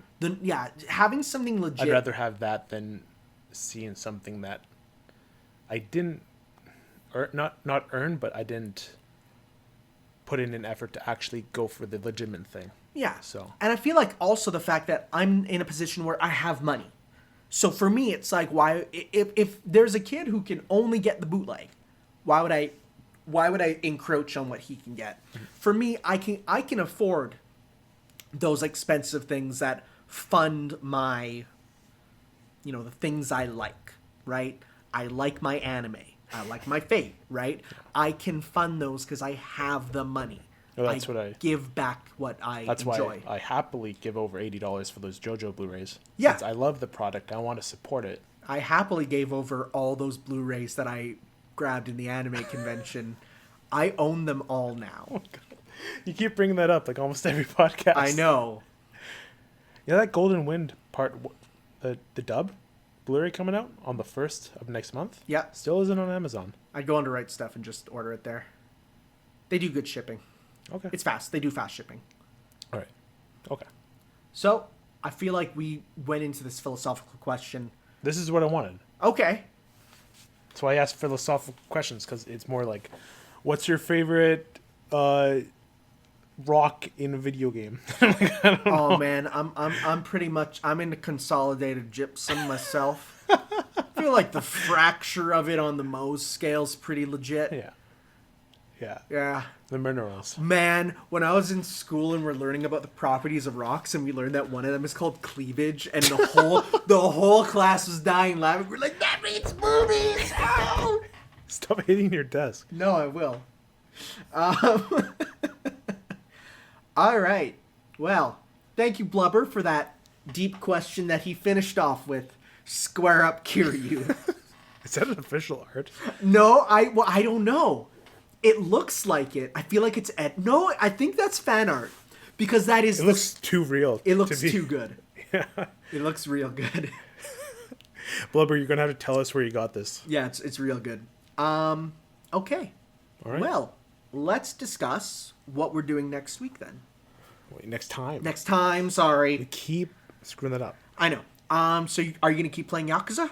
Yeah, I will. Okay. I'm probably going to pick it up for myself, 0. And then I'll probably...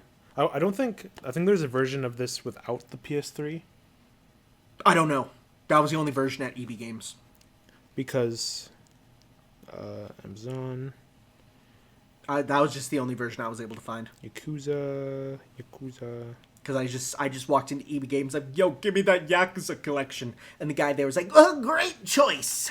I see you two are interested in the... Day 1 edition that comes with the PS3 case. And then you scroll down, and it's just it with... Oh, I guess there is a regular version. Well, dang. Yeah. Cool. Hey, look, there's a bundle. They're just frequently bought together. Oh, yeah. So. Well, so you're going to keep it up? I mean, if you want, you can keep borrowing 0 till it comes in. Just the thing, it's like, man, I'm almost already out of space, both physically on my shelf and in my PS4, and room for 7 more games. Yeah. I don't know, man. It's yeah, that is Probably I've got to delete like that Black Ops 4 120 gig game. Did you play it? Black Ops 4? Yeah. Yeah. Oh. I liked it for a bit. Yucky. Call of Duty. Did you know? What? Actually, okay. There is a. You don't play this one, but there is a PS3 game called Yakuza Dead Souls, which is literally, what if there was a zombie apocalypse in Kamurocho and it is a 4-player co-op shooter? So it's just like Red Dead Redemption Undead Nightmare. Yeah, but with Kiryu and all them, just like with guns. And that wasn't good?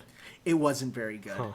There was also another whole franchise that never came out here called Yakuza Ishin, which is basically the story of Kiryu's ancestor in Edo-era Japan. So it was like 1800s Yakuza. That never came out here because they were like, yeah, this is too Japanese. That we can't even make this. But it might get a re-release that they're saying they're looking into. All right. Yeah, okay, so you're going to keep it up? Yeah. Sounds good. Yeah. As for me, I'm going to keep playing Kiwami and try and get through that and enjoy that. I'm enjoying it. It's a good game. Definitely you can see the seams of Yakuza versus Kiwami. Like you can see where it's like, this is new, this is old, right? Yeah, and then we're going to do, for our foreign exchange, The Martian and Skullgirls. Mm-hmm. So, yeah, there's going to be some people that are going to be excited for that. I'm still, like, Where's what? Where is that new Smash Challenger? I don't know. What was that post that they just did? Some tournament thing. Yeah, they've been doing a lot of those tournaments. Who knows? Maybe, it'd be nice, though. Actually, I kind of like it if they announce the new challenger and it's, like, next week. That'd be nice. Like, another one where it's just like, hey, you got the video of them, like, the trailer, next week. You're good to go, right? It's like, okay, I like Or didn't that. they do that with Min Min? Yeah, well, we got the announcement of the arms fighter for a long time. I guess we didn't talk about this. I don't know. That's just an error. Well, I don't think it's... Because here's the thing. How can they release Skyward Sword on the Switch? The motion controls cannot be done.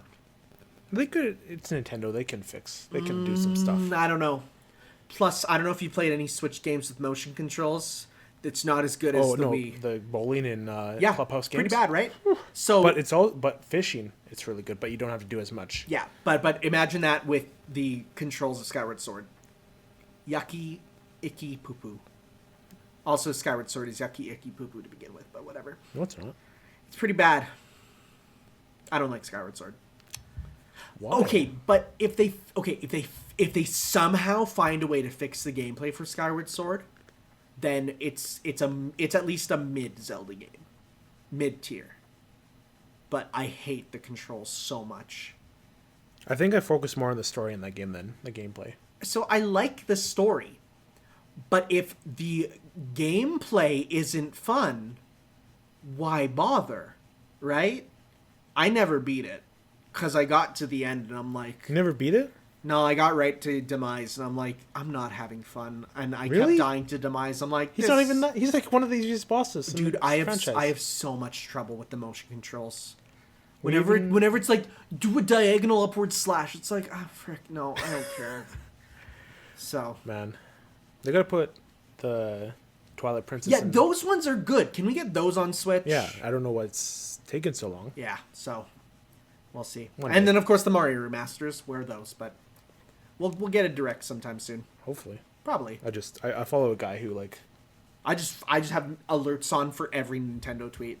Because they're the ones that will get it first. Maybe next episode we'll be talking about a new Nintendo Direct. We'll see. Hyrule Warriors 2, you know. Yeah, dude, they're going to... Metroid Prime 5. Samus big boobies will be like, I'm ready to They'll put Doomslayer in Smash. Yeah, will be right with Isabelle life. will get big boobies. And they're gonna, you're going to have booby games. That reminded me of Animal Crossing. I hope we get boobies. Some more... Shut up. Some more updates soon. You think they'll put a Thanksgiving event? Wasn't he literally one they showed off for seasonal events? No, they just showed Franklin's face. No, they did, didn't they? They absolutely did. A while ago. Yeah, like when they initially announced the updates. The most recent update, they just showed Jack's head. Yeah, well, because October... Remember, American Thanksgiving is later. Oh, right. Yeah. Right, so that's probably... American Thanksgiving is later. Oh, those... stupid Americans. Well, it's our people don't get this. Our Thanksgiving comes first because our growing season ends a lot sooner. Yeah. Because we get snow. Like, by the time American Thanksgiving happens, we're in winter. Like, we're absolutely in the dead of winter at that point. It is minus 40 with snow. No, not that bad. And it's like pretty cold. It's getting chilly. It's snow. Like January, February, it's where it's like barren wasteland. Okay, but hot take, cold take, actually.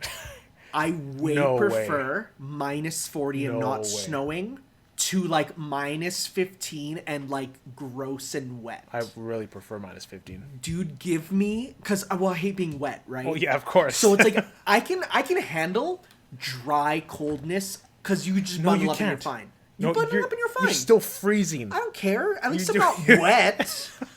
As soon as what if you were wet and freezing in minus 40? You're dead. I die. I hate the wet snowiness.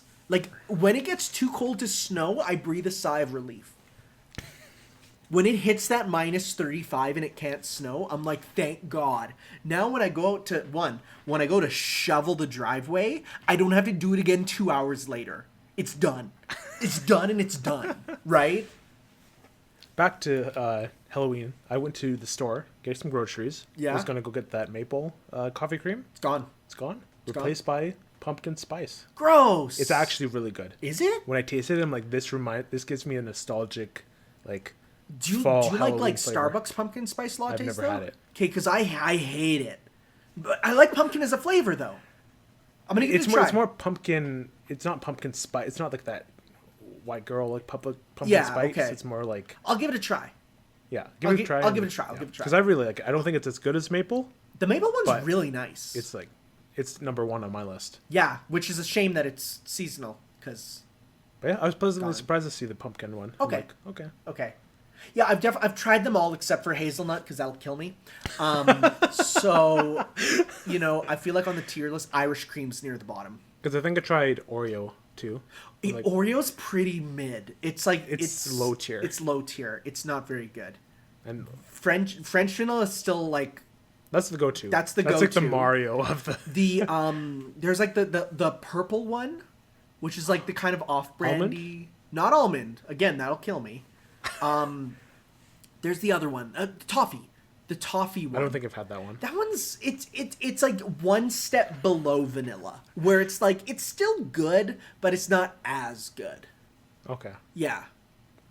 We're talking about coffee creamers, by the way. Oh, I hope you got that. Which is like, I need those to drink my coffee. Oh, 100%. Although I'm fine with a Tim's double. 2 milk, 2 sugar, I can do that. I can't do milk in my something coffee. About Tim's specifically I'm good with. Actually, McDonald's has really good coffee. I don't know what McDonald's does, but their coffee is really good. I need new coffee pots. I have 4 left. You can just go anywhere and get them. But I want to get the 130 bundle and not have to worry about it for I literally just whenever I'm running out, I'll just go to But they're so expensive. Anywhere and get. Well, they're always on sale. No. Well, at least for me, there's always. But I don't want to get a new thing and be like, oh, I hate this, and then I have 50. For real, I got one recently that I didn't love, but I still just went through it because I'm like, I still need my coffee. I got raspberry flavor coffee, which I thought because I like chocolate raspberry. I think that's a really nice flavor, but with the coffee, it was not very good. But when I put the creamer in, it was fine, but it was so that was the first time where I'm it wasn't very good. But otherwise, every single time I try a bunch of different kinds, every single one is pretty good. They all taste roughly the same once you put the creamer in. The base flavor is a little different, but once the creamer's in, you just get that delicious creamer coffee flavor. Pretty much. So, there's one little JoJo thing I want to talk about. That's kind of spoilery. Okay. But it's kind of just a one-off. Maybe we can just talk about it outside the podcast. Yeah, sure. Because next time will be the 100 chapter 100 for Jojolian, and it's getting a special cover, which looks. That's what I was nice. going to talk about. Oh yeah, that's. Yeah. I love the way Toru looks. Yeah. The colors for the characters are actually really nice. I like them. There's a lot of references everywhere. Yeah. So maybe hints. Are they directly connected? What? There's some speculation. Do the people who make those covers know? That's Araki who made that cover. Oh. Right, yeah. That's an Araki cover. They asked, can you make a cover? And he made it, so. And I wonder if this whole, the fact that this exists and they're acknowledging it's 100 means something. Yeah, so we'll have to see. Because last chapter was a biggie, and if the next one's going to be an even bigger biggie, it's going to be wowie wow. Watch this. No, I don't want to even say anything. No, we'll see. We'll talk about it when it happens. Yeah. We could speculate all day. Because we did that last time. Yeah. So we'll wait till the chapter drops. I was talking to Beat last night, and he's like, has JoJo changed your life? I'm like, what do you mean? It's the things you've given me have affected me tremendously. Yeah. But there's nothing that you've gotten that has affected you tremendously. Fate. And I haven't given you that, though. No, but I gave it to myself. Like a damn STD. It's part of me forever. But no matter how much I scrape, it'll never come off. It's like a deep cut that you can never heal. It's so deep. But yeah, maybe one day. Yeah, maybe one day. We'll see. I will say, the only reason I didn't continue watching Breaking Bad is just because I'm really bad with. I have a hard time watching shows, honestly, nowadays, because it feels like I feel like I need to do something during it. And so, because I feel like... What I do with those is just watch them right before I go to sleep. So you're doing nothing else. You're just focusing on it. And by the time it's over, you're ready to go to bed. That's when I do that with anime a lot. And for some reason, it's fine with anime. But for some reason, something like that, I feel like, I don't know. Well, maybe give it a shot and see if it... Yeah, I can give it a try. I can for sure. Okay. Okay, well. Okay. Back to Donkey Kong. In the beginning and the end. Time is a flat circle. Time is a flat circle, and Donkey is a Kong. We will see you all next time for some more Ships Worldwide. I've been Tanner. And how have you been? I don't know, man. You don't know? Adrian. Adrian. There you go. I think. Tanner Kong. Adrian Kong. Shut up. Can we start calling our members the DK crew? The TA crew? TA. Ships worldwide. Okay. Okay. We're done. We're not doing that. Okay. We'll see you guys next time. Bye-bye. Bye.